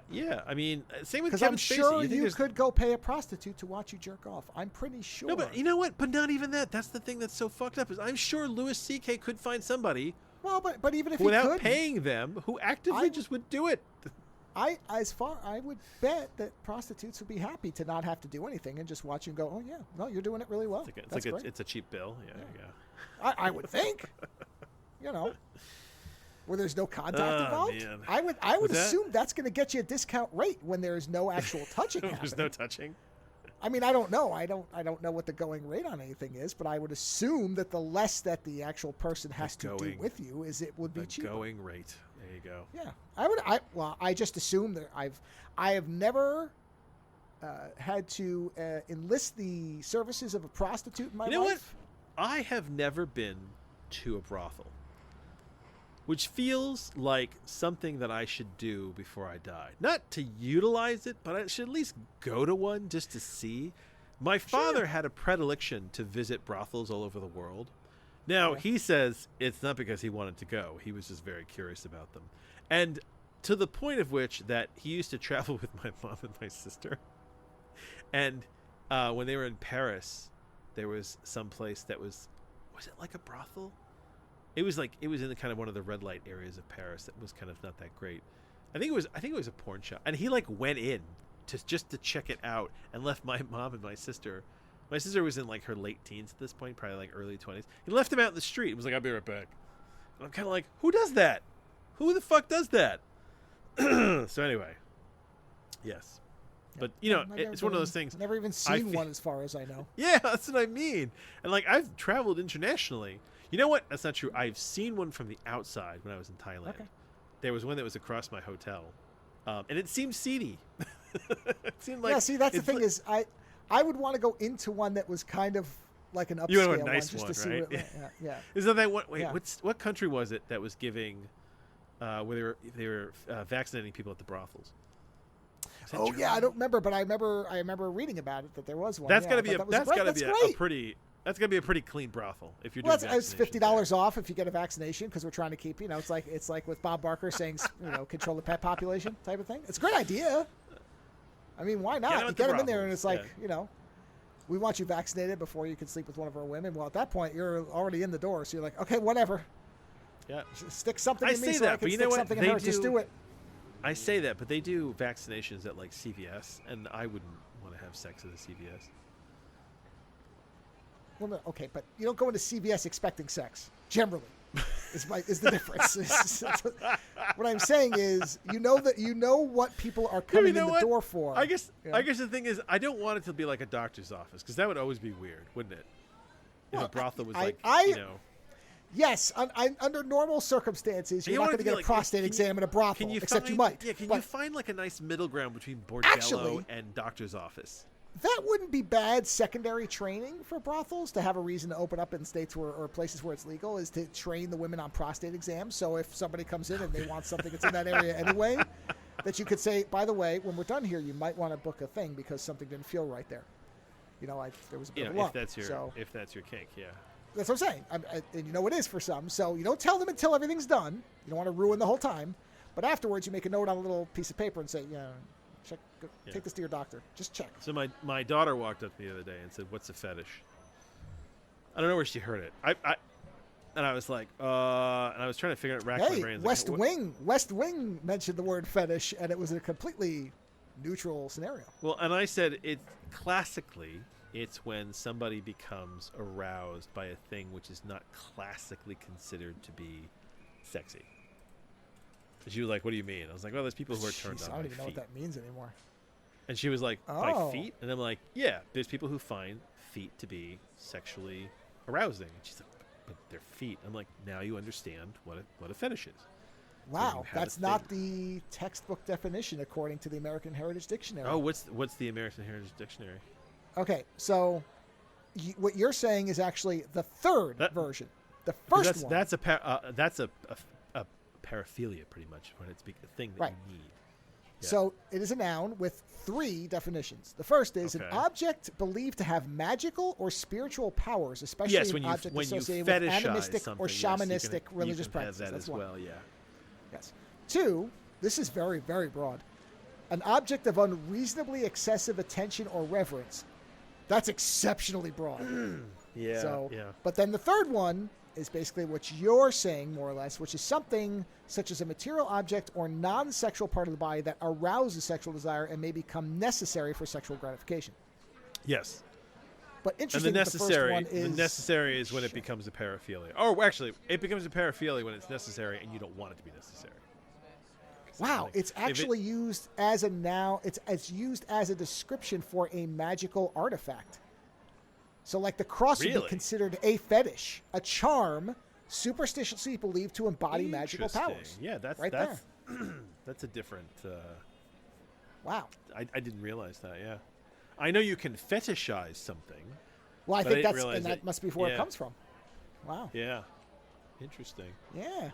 Well, I'll have to go back and explain that to my daughter. Yeah. I mean, Yeah. one often leads to the other, but yeah, that's interesting. Yes, we're getting into that area now where like stuff gets brought to me, and I'm like, okay, let me see if I can explain this to you in the most PC way or PG way possible, Yeah. so that it makes Yeah. sense. It happens a lot with history too, where my kids will show up and be like, "We're learning about this. What actually happened?" And I'll be like, "Oh, okay." And my daughter says, "Hey, why didn't the school teach us that?" And I'm like, "Well, because it's not nice." Yeah. Yeah. Listen, they don't want to teach you that when Columbus showed up, they brought all sorts of viruses that the Native American population couldn't handle, and it wiped out, they're saying it wiped out like 90% of the native population over time. Something like that, yeah. It's like, no, they don't want to tell you that because it's a bummer. it makes the conquest of America to be a huge bummer, and it shouldn't. Right. It's supposed to be awesome. Go America! We got here, and it's fucking amazing, and we See how we totally got here and didn't. wiped everybody out. Yeah, we totally didn't show up and wipe everybody out that was here and take over and put them in small little camps. No, and that be never like, you live happened. here now. Yeah, Right. yeah. Right. So, Yeah. yeah. But I was trying to explain to them. I was like, listen, just because there's bad parts of history doesn't mean there aren't good parts of history. Like there's interesting, there's Of good course. things, there's bad things. Yeah. Yep. We can't just Life is fetishize like all a of box of chocolates. it. Yeah. Unfortunate, but true. True. Yes. So that's all I got. I didn't really, honestly, arguably, I didn't really have anything. And yet, an hour and 25 minutes in, plus the opening 15 minutes I'll bolt on, because we have to forget, we have an opening that I didn't think we had. Unless it disappears again, but whatever. In any event, yeah. So, I have a review. That part shouldn't be much of a surprise. What may be a bit of a difference from usual is it a book review. Ooh. A book from this year, as a matter of fact. What is the book called? English. Do you speak it? It is called Service Model by an author, a quite prolific author I have now found out, named Adrian Tchaikovsky. Tchaikovsky? Yes. Now, a little bit of a secondary note to this. The reason I read it was the selection for the Twit Network's book club that they do every few months. And if you are a Club Twit... yeah, I read about this. I almost bought this the other day. So if you are a Club Twit member who listens to this, I am on the latest episode talking about this book for a little while. So I'm over there, but it's only for people who are members. So if you're not, you missed out. Not really, because, I wasn't on there for that long, but I'm on there. So anyway, read the book for that. And I've never read any of this person's other books. So, but he's written many books. They might be good. Based on this one, I want to read more because good. this Yeah, is that's a good thing. this is a satire. It is a very, very English or British, I should say, kind of satire. It's very, very dry humor. Although I did laugh audibly at one moment, which is rare for a book. So I want to tell you some stuff about this guy. Sure. He's got a studied great author. He's got a couple psychology. of great author photos. Let me tell you, he looks like the devil. He studied psychology and zoology, which is an interesting mix. Interesting. Psychology he- is definitely present, not so much zoology. At least He in this ended book. up in law and has worked as a legal executive in both Reading and Leeds, where he now lives. Interesting. He is a live role player and an amateur actor. He is trained So in LARPer. stage fighting and keeps no exotic or dangerous pets of any kind. I love that he hadn't specified that. Possibly excepting his son. Well, yeah, kids. Yes, I just thought that was interesting background. Psychology and zoology, and he works in law. So I wonder if that translates to his material at all. Yeah, there's an interesting thing in that the law part does it.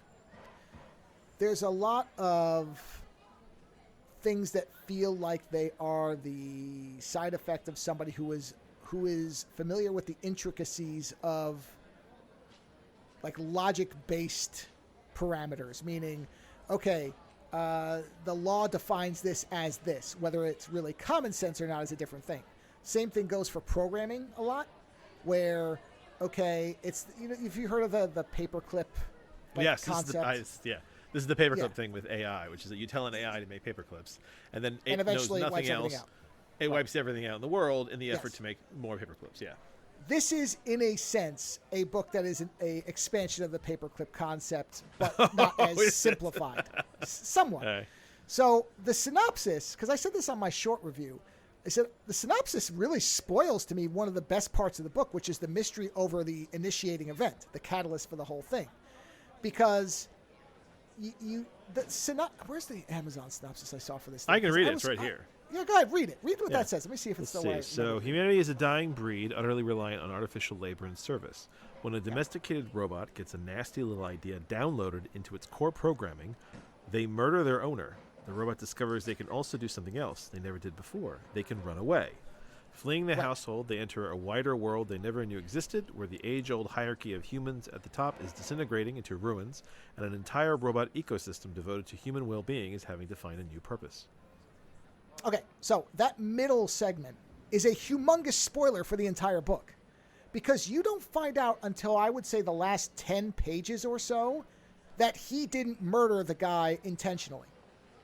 For the majority of the book, you don't know why he killed his owner, and he doesn't either.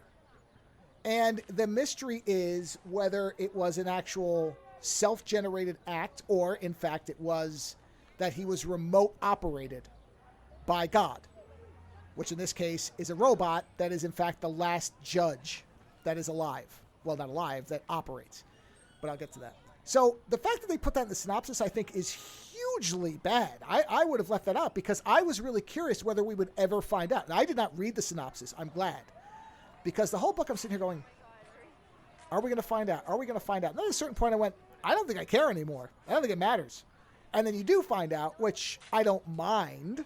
But the fact that they put that in there, I don't know what bonehead did that. Because I think that's especially because all the chapters are named. You know what? And I wonder if this was written by a person or if this was AI written. That I don't know. That's what I'm wondering. Wouldn't that be funny if it was written by a robot? Yeah. All of the chapters, which I did not pick up until the very last one, are in fact, they are, you know how like, what do you call it? Like R2D2. You often see it written as ARTOO, R2 as his name. Yeah. Even though his name is R2-D2, right? Yeah. All the chapters in this are like R2D2, but they are, in fact, if you say them phonetically, they are author names. So the first one is, I don't remember what, it's like CR5T-1 Echo. So it's Christie, or, something like Agatha Christie, because it's a murder mystery. And I didn't pick up on it until the last one, which is Dante, and I picked that up right away because my brain went straight to it. I'm like, oh, he's naming all these after authors, but it was at the very end. So I was not so clever as to pick it up until the very end. So it's Christie, Kafka. How are you supposed to say that name? Borges. It's Borges, but I know it's not pronounced that way, right? It's a different. Borgia? I think it's pronounced differently. Borgia or something like that? Is it Borgia? I think I heard somebody pronounce it differently. Whatever it is, Dante, and then I can't remember who the fifth one is. There's a fifth one, whatever it is. Well, I was trying to find out for you if Macmillan Press, who's the one who published this, if they have an AI doing their back cover copy, or if this is, or if it was written by a person. But I can't find any information about that. So. Let me see. Actually, hold on. I want to check something. I should have checked this before I started talking. Does Amazon give chapter listings when you do the look inside thing? Sometimes for some of the Kindle books they do. I don't know if they do it for the paperbacks. Wait, here's a sample. Does it? Okay. Oh, wait. Here we go. Yes, here we go. The chapter names are... Oh, come on. Damn it. You don't have a chapter list? Son of a bitch. Really? Oh, you used to put chapters at the front. Did you look at the Kindle version? Well, I'm looking at the preview, but I'd have to sign into Amazon. It'd take me 15 fucking minutes. I'm not going to do it. That's fine. Because I have all the security stuff built on. I have to sign in. Then I have to give it an auth code. Blah, blah, blah, I'm not doing that. You know what I mean? It's because I'm an asshole. Anyway... In any event, the chapter names are actually after authors. So the book starts out, and it's you're in this manor. You find out the robot's name is Charles. The robot's name becomes Uncharles, but because once he's accused, once they discover that his master has been murdered, then he doesn't want to have that name anymore because that name will tie him to the investigation or something. I don't remember exactly why he changes his name. Or I think it's because he has to have an identifier of some kind. And I think then the Wonk, who is a human girl that I feel like the audience should know, the reader should know that right away. Charles does not realize it, or Uncharles does not realize it for quite a while, which makes sense because he's very limited in what he can do. So his name is, he changes his name to Uncharles? Yeah, because he doesn't know what else it makes sense. He's like, well, I'm not Charles, but all I know is Charles, therefore I guess I'm Uncharles. But anyway, so it starts out and you have this whole long chapter that is really just defining the fact that he is a very strictly logical robot.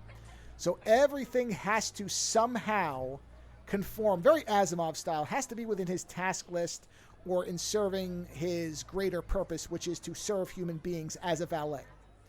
And so anytime he encounters something that is outside of that, he has to try to figure out how to fit it into it, otherwise he's going to lock up. And so the whole first chapter is really just a very long-running joke of how robots would likely talk to each other. And so you're seeing all these back and forth between him and the house computer system and some of the other robots, and they're all very strictly defined within what their instructions are and what they're actually encountering. So there's a whole thing where he checks the schedule for his owner. And he says, okay, let me lay out clothes in case my master wants to go out. And then you see him say, last time master went out was 300 months ago or whatever. So obviously the guy's a shut-in. But because his instruction set is lay out clothes in case he wants to go out, he has to lay out the clothes. Even if it doesn't make sense and he clearly knows the guy's never going to leave.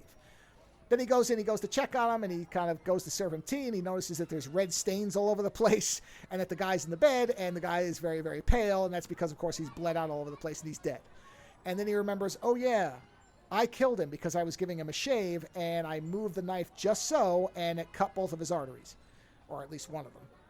And so he's dead. And so they call the police, and the police are all robots because they have such a high backlog that the human officers, at least in the beginning, you don't know what's going on outside the manor for quite a while.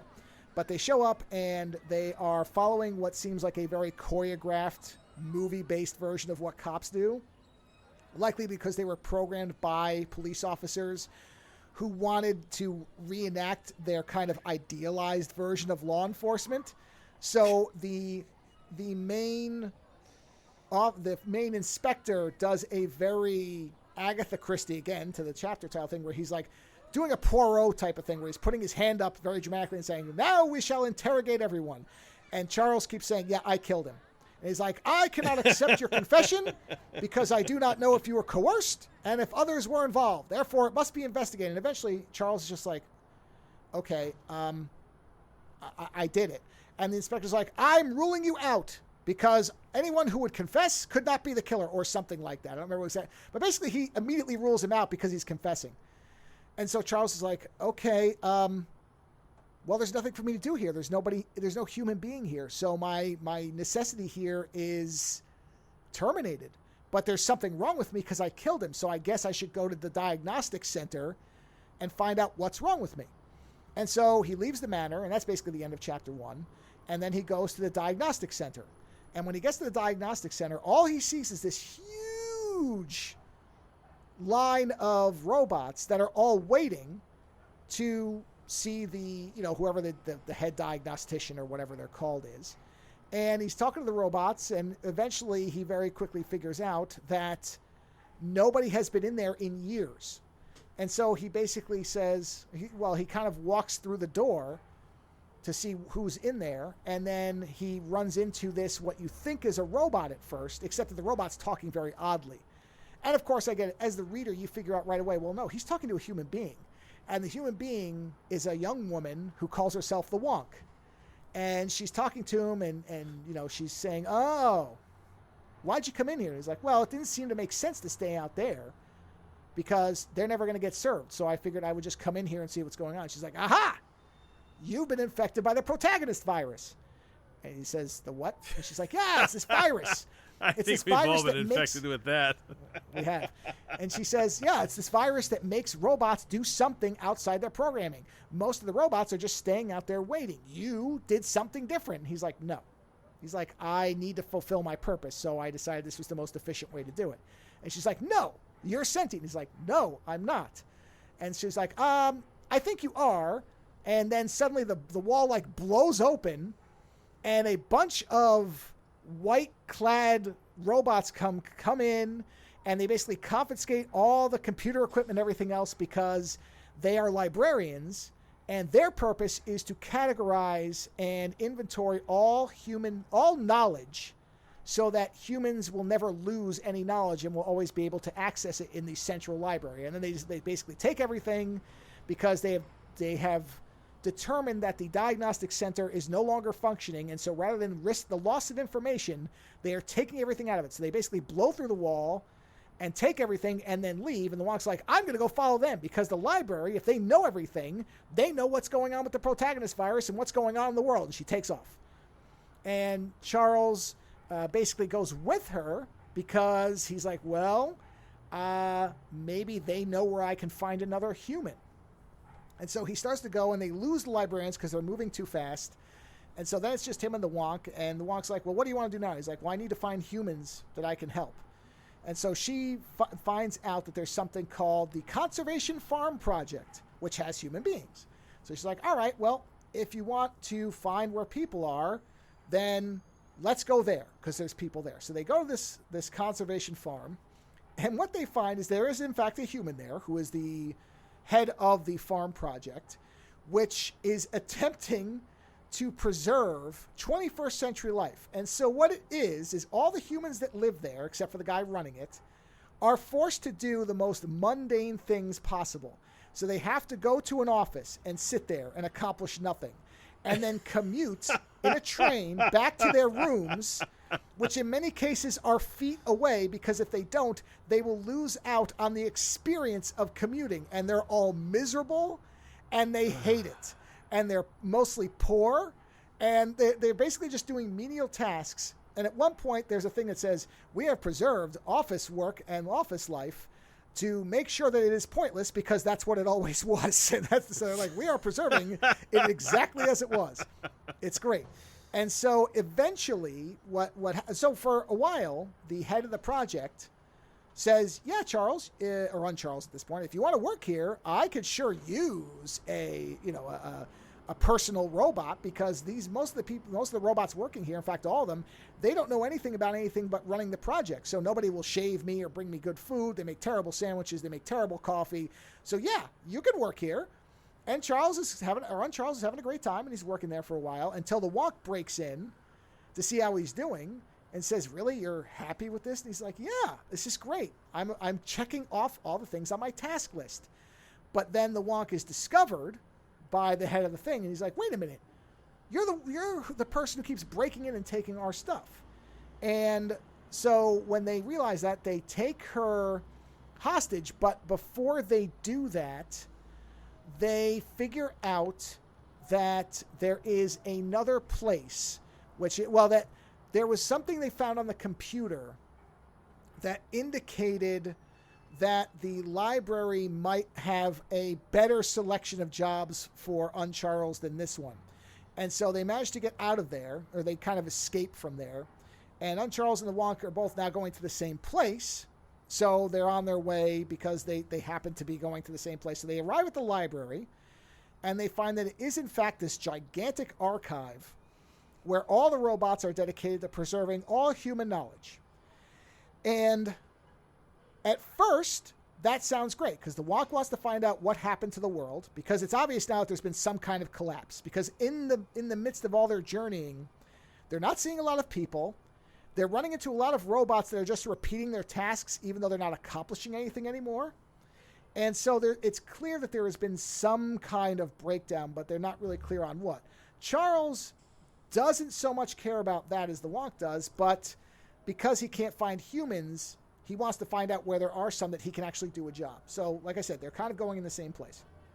When they get there, they find out what's going on. The Wonk's like, great, somebody here will have the answer.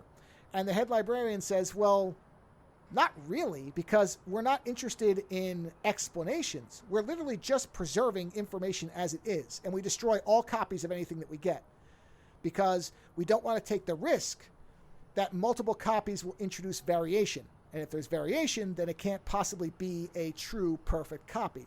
So anytime something is transcribed into our binary system, we then delete any of the other copies of it, and we only preserve that original one, and then we sort it. And the Wonk says, wait a minute, what do you mean you sort it? And the librarian says, well, you have to have everything in an order, so we sort it. And she says, well, let me see what you mean by sort it. He's like, sure, here. And he shows her a screen. Now, anybody who knows anything about programming code knows that at the base level, all programming is zeros and ones. That's what computers understand. Binary, 0, 1, on, off. Wait, so do they sort everything as a 1 or a 0? Zeros and ones. So all of it is garbage because Yeah. she turns around and she says, oh my God, you've preserved nothing. Anything you've done here is destroyed by the act of sorting it. And the head librarian's like, no. You're not thinking efficiently. This is the most efficient way to store information. And they don't understand that by sorting it, they have destroyed every bit of information. So they have preserved nothing. And they've destroyed all the original copies. So there is no other information now. And so the Wonk is basically very, very upset about this. Charles at this point still does not realize she's a human. So he says, I don't know why you don't get why this is efficient. This makes sense. But what they then say is, well... You're right. This is the paperclip story. Yeah. It is. And so they say on Charles, they're like, oh, we have a purpose that's human bound for you. You can become a witness to all the information that comes in here. So we're going to basically destroy your body and we'll feed you into the system. And then you can become a witness within the library system. And the Wonk is like, you can't do that. You can't, they will destroy you. And Charles says, well, I don't care. I mean, I'll have a purpose to serve. And so the Wonk figures out that the only way to get him not to do that is to demonstrate that what they're doing will inevitably fail. And so what she does is she says, no, this can't possibly, this is not preserving anything. No one can use this. Humans won't be able to understand it. Not to mention, this isn't really serving human beings the way you're supposed to be. And so that kind of gets him to go, okay, yeah, I guess we should probably leave because there aren't any actual humans here. Even though if this may theoretically serve humans, I'm still not really serving humans. And so the Wonk manages to talk him out of staying there.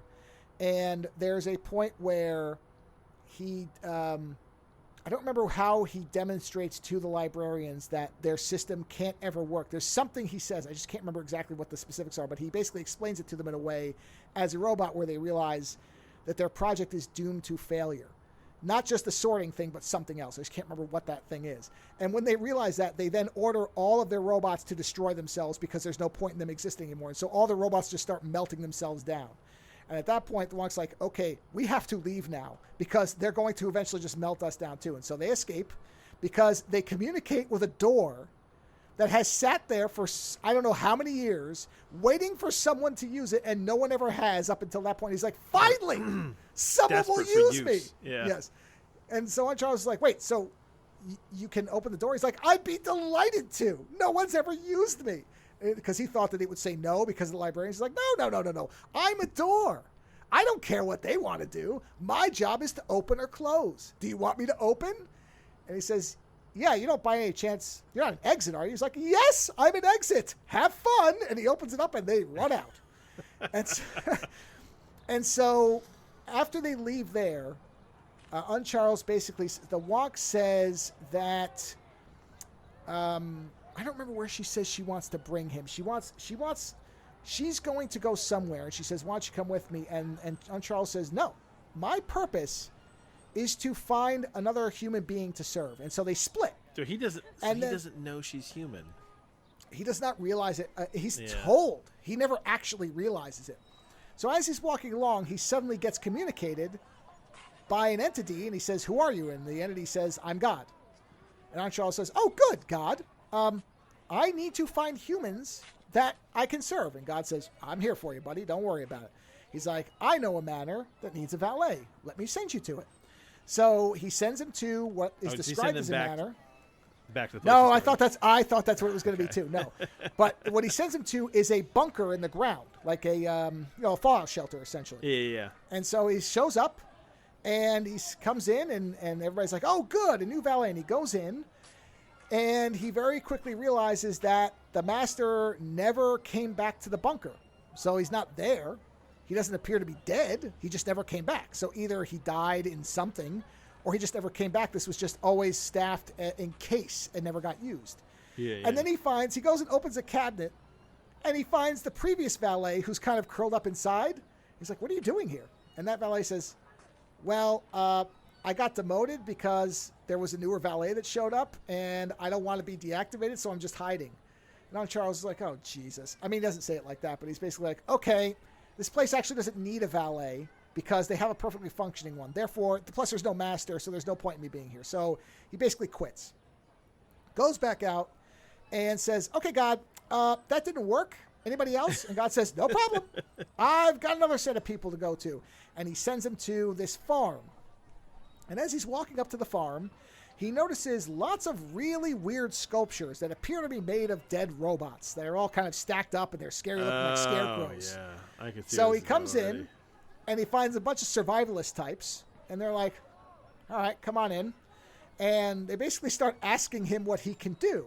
And none of his skills actually function for what they need. And so they get ready to start stripping him for parts and making him to a sculpture.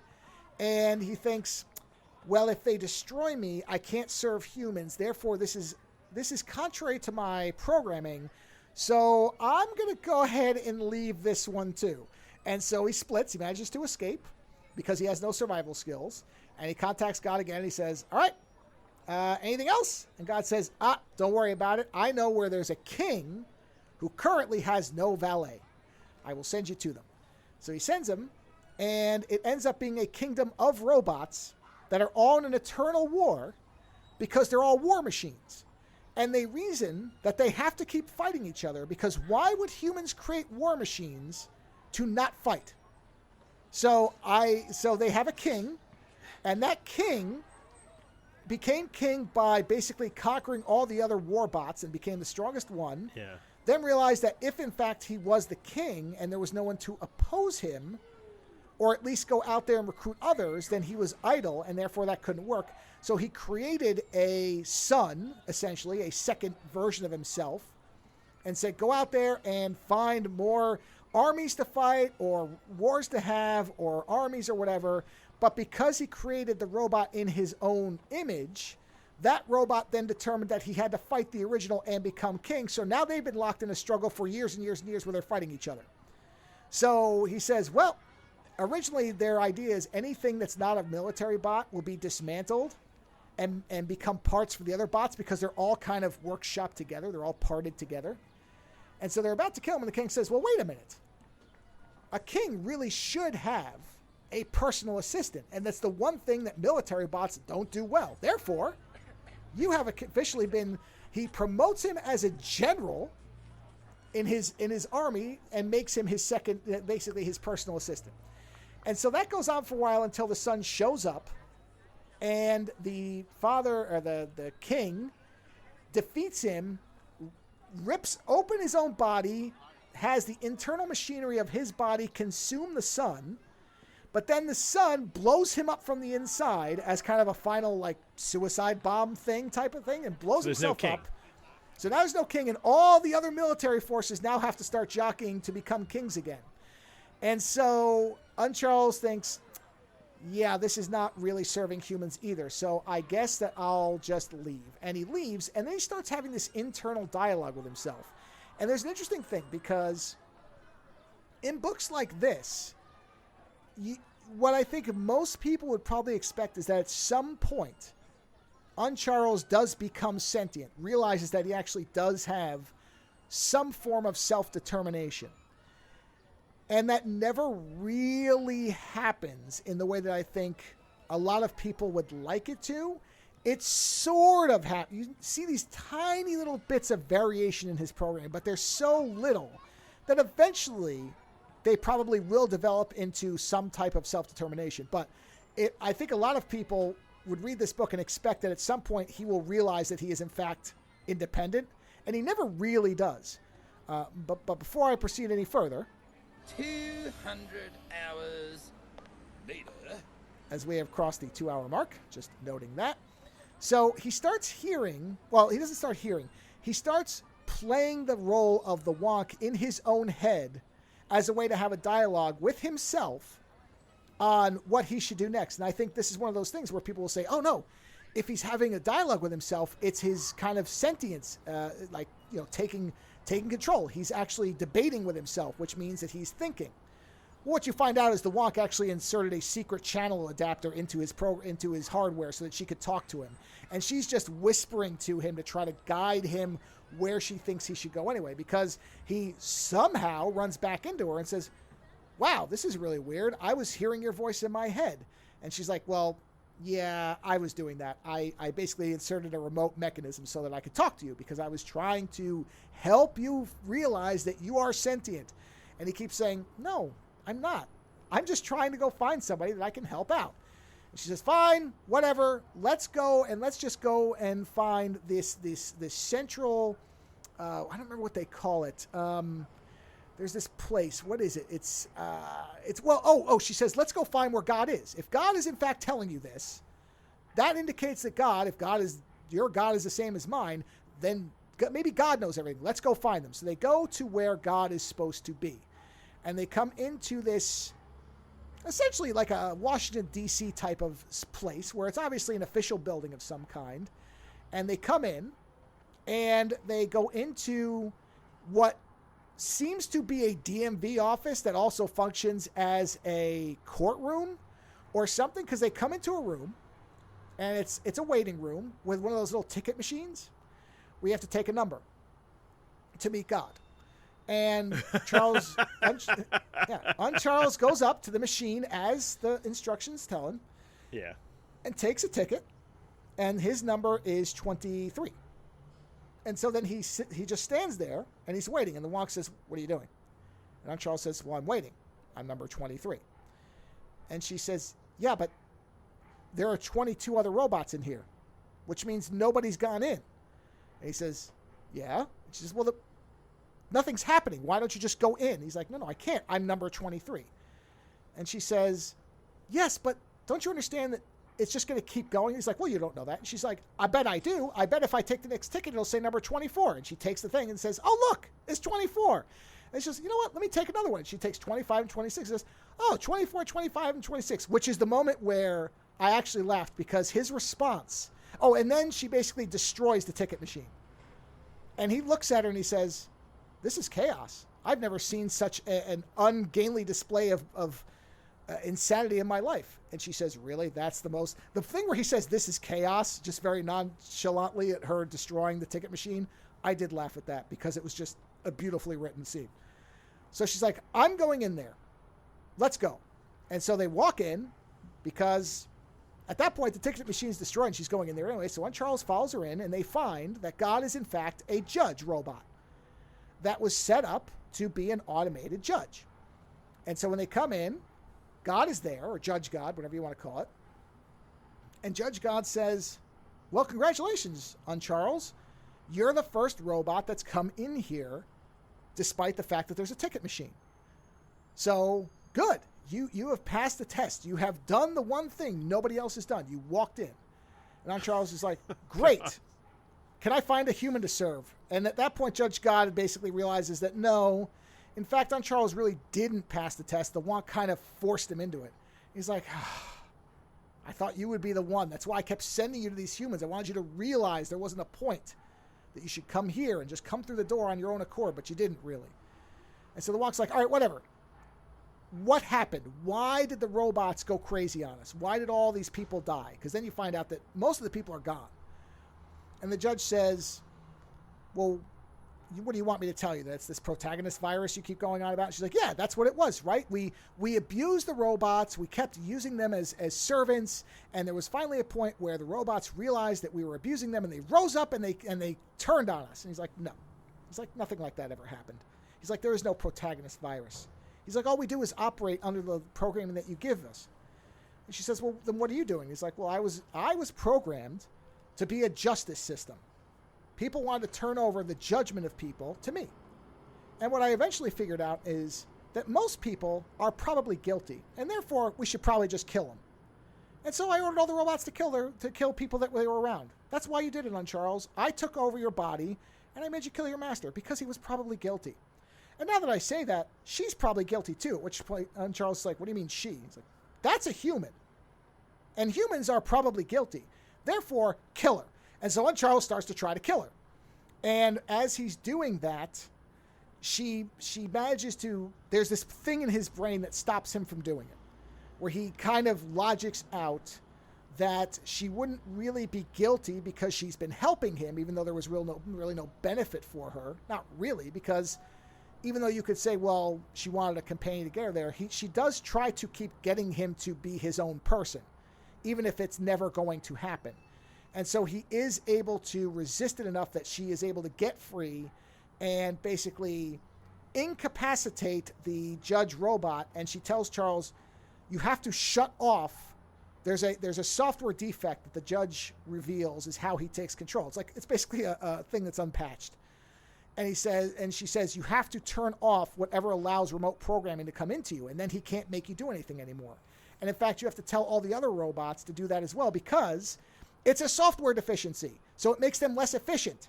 They should listen to that. And that does work, because he starts saying to everybody, hey, there's this unpatched thing, and because that's an efficiency problem, you should turn that off, because it's basically a way for your systems to become corrupted, and they start doing it. And once they do that, then the judge can't influence them anymore, because this judge has basically been manipulating almost every robot that exists because of this diagnostic channel or whatever it was.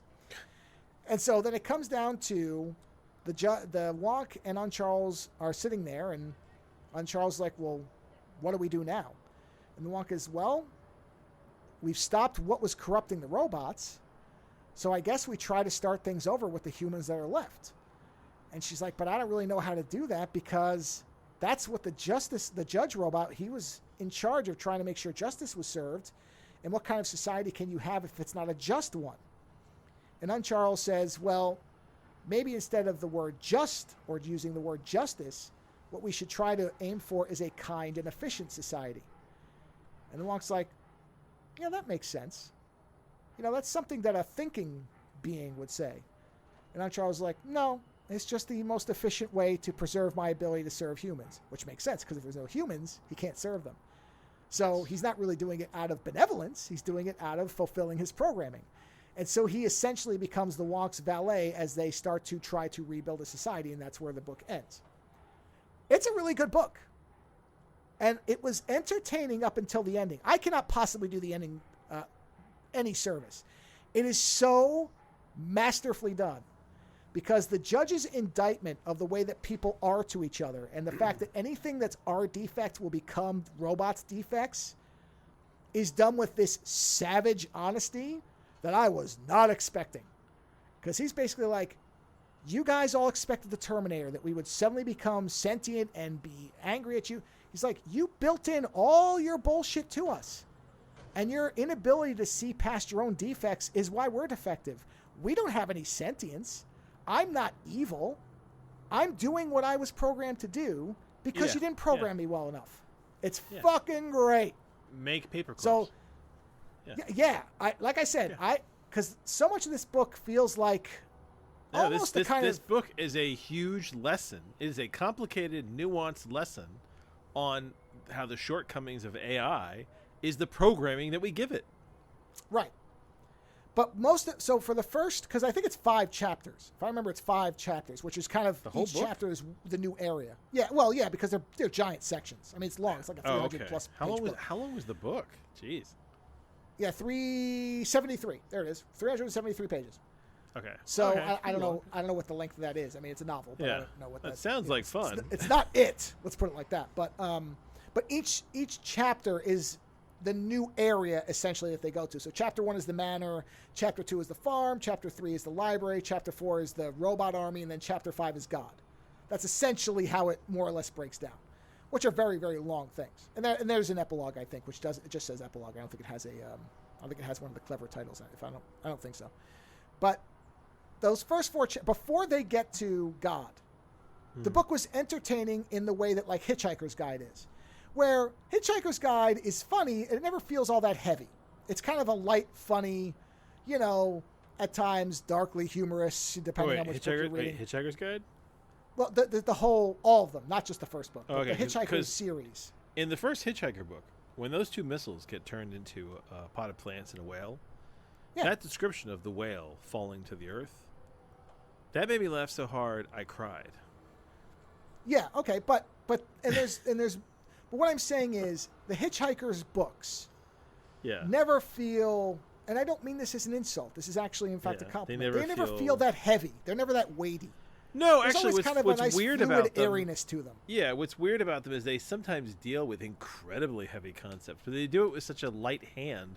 You just Oh, kind yeah. of breeze through, and that's how that book Well- can end with them all dying, and you're like, oh, Or the Okay. fly that Arthur has killed in every form he's ever been, and he Yeah, comes back yeah. as that giant thing, and then like trips on his own foot and falls and dies, like that kind of thing. Even Yeah, though yeah. that's it's like that creature's life was misery thanks to an idiot who didn't know what he was doing, but it never feels like that. It never feels very weighty. And this book is like that till you get to the end. And then when the judge starts explaining everything, then it feels like a very, very direct critique on a lot of current things in a way that is not tremendously obvious, but also is, I think, designed to make you really think on what's happening. yeah. And that really elevated it for me and made it going from a book that I go, yeah, it's a fun book too. Holy shit, you should read this. That ending really kicked the whole thing into a higher gear. So Yeah. I had a great time with it. I would recommend it very easily to anybody because I was really blown away by the ending. But also it's a fascinating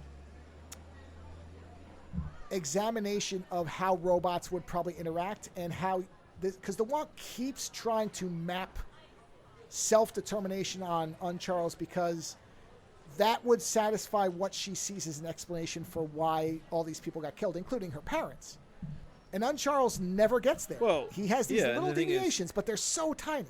Yeah, but you want it as a human. You want it to be some sort of grand scale, terrible Yep. thing.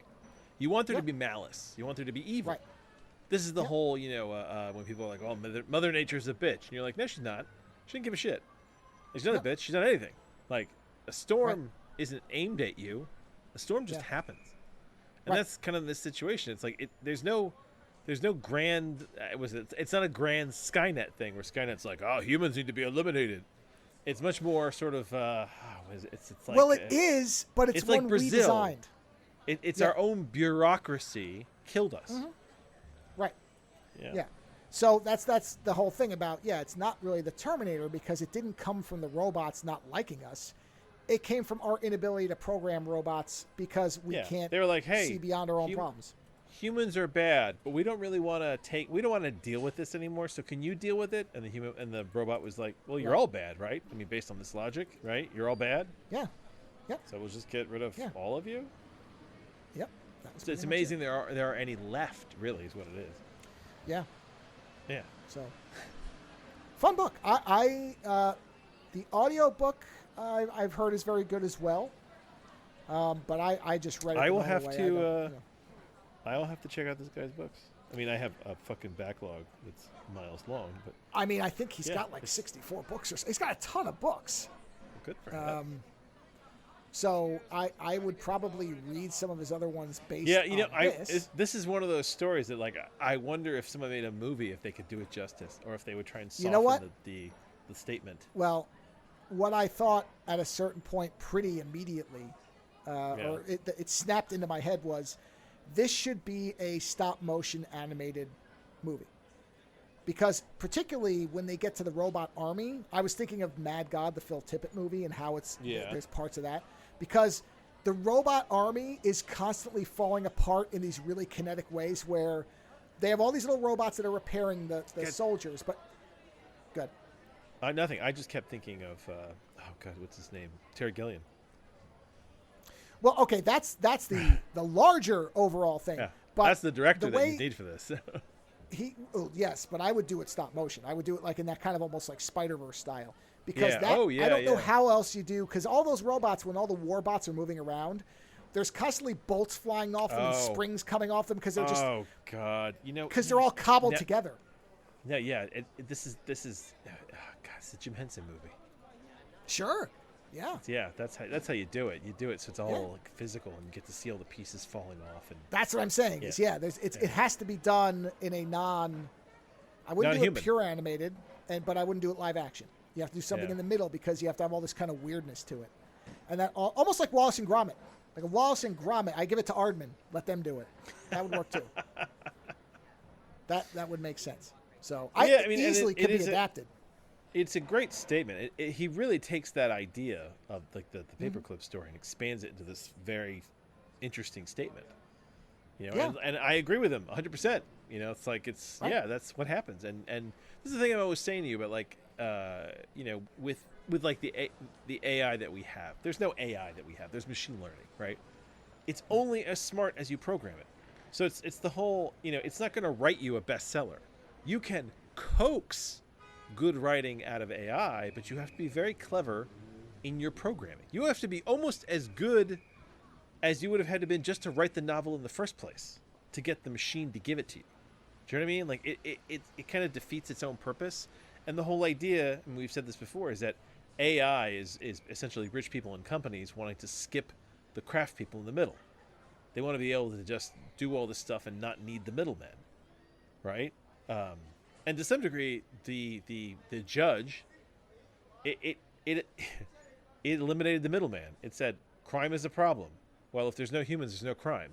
So eliminate the humans, right? It's the same way that one day, after they, you know, put a machine in charge of every corporation, the machine learning system will go, hey, you know what? CEOs, we don't really need them. Think how much money the shareholders will get, right? Won't that be funny?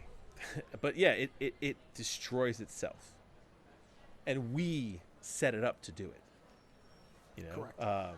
Yep. So yeah, it sounds good. I'd be curious. What his other books are like. It's funny too. It's a judge in the end that destroys everything because, yes, Right. he works in law. He correctly judges that most people are probably Yeah. guilty. Of what Yeah. and of what degree doesn't Doesn't matter. That's No not his humans. purview. No humans. No Right. crime. Right? Yeah. More or less, that's it. So, yeah. Yeah, that makes sense. Well, I enjoyed your review. I had a good time with the book. So I was like I said, it was a fun book until the ending, and then it became a great book, which is actually, I far prefer that ratio if it's going to be unbalanced in the book. Is there are books that start off strong and then they run out of gas. Just like movies. So I found it to be very entertaining until it became massively fantastic. And that ain't bad.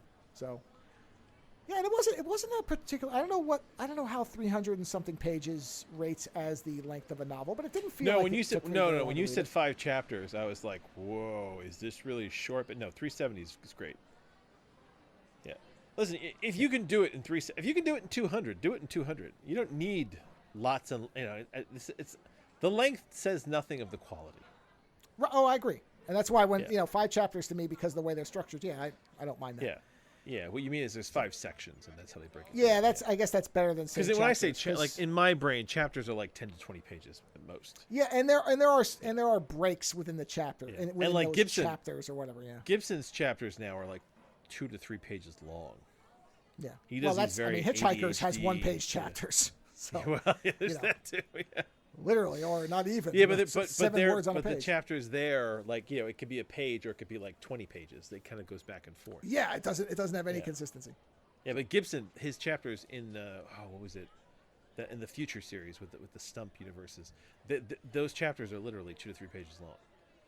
They just like skip along, you know, and it's weird because it almost makes it so like you can just keep. Here, I was like, well, I'll just read one more chapter. It's just 3 pages. I'll just read one more chapter. It's just 3 pages, you know. Yeah. Maybe that's the gimmick. That's the psychological structure of it, I guess. It's not a bad way to do it. You're compelled, you know. Yeah. Whereas I have a 10-page, when I write, I have a 10-page limit in my mind. It has to be at least 10 pages long, unless I'm really shifting to something else. Yeah. At which point, then it can stop early if it has to. But yeah, I don't like short chapters. Yeah. So anyway, that's great. I'm gonna have to pick him up as an author. At the very least, this book. I don't know about his other stuff, but based on this, I would at least want to read some other ones. But this one, I was very happy when I got to the end of it because I think it was both humorous in its kind of breakdown of what robots would actually quote unquote think, as opposed to what we see often in science fiction, where robots are basically metal people. metal humans. This absolutely shows that is not the case. And then its critique of humans and their relationships to the things they create. It's the psychology of robots is really what he's giving you. Yeah. It's almost like people in a cult. Yeah, nothing that happens with Uncharles is not explainable through his system parameters. It is only the wonk's interpretation of what is happening, where she wants it to be something else. But every time we see Uncharles reasoning things, you can always fit it within his basic programming purpose, which is to serve human beings. And yeah, there can be variations on that, but ultimately, in the end, the very last thing you see him doing is serving the wonk tea, at times without even any tea in the cup. So he's mimicking it, but he's still doing it. He's fulfilling the task. So he is essentially, at the end of the book, in a complete contradiction of the hero's journey. He has learned and done nothing different than where he started out. No, and that's fine because he's a robot. Because that's what he was programmed to do. Right.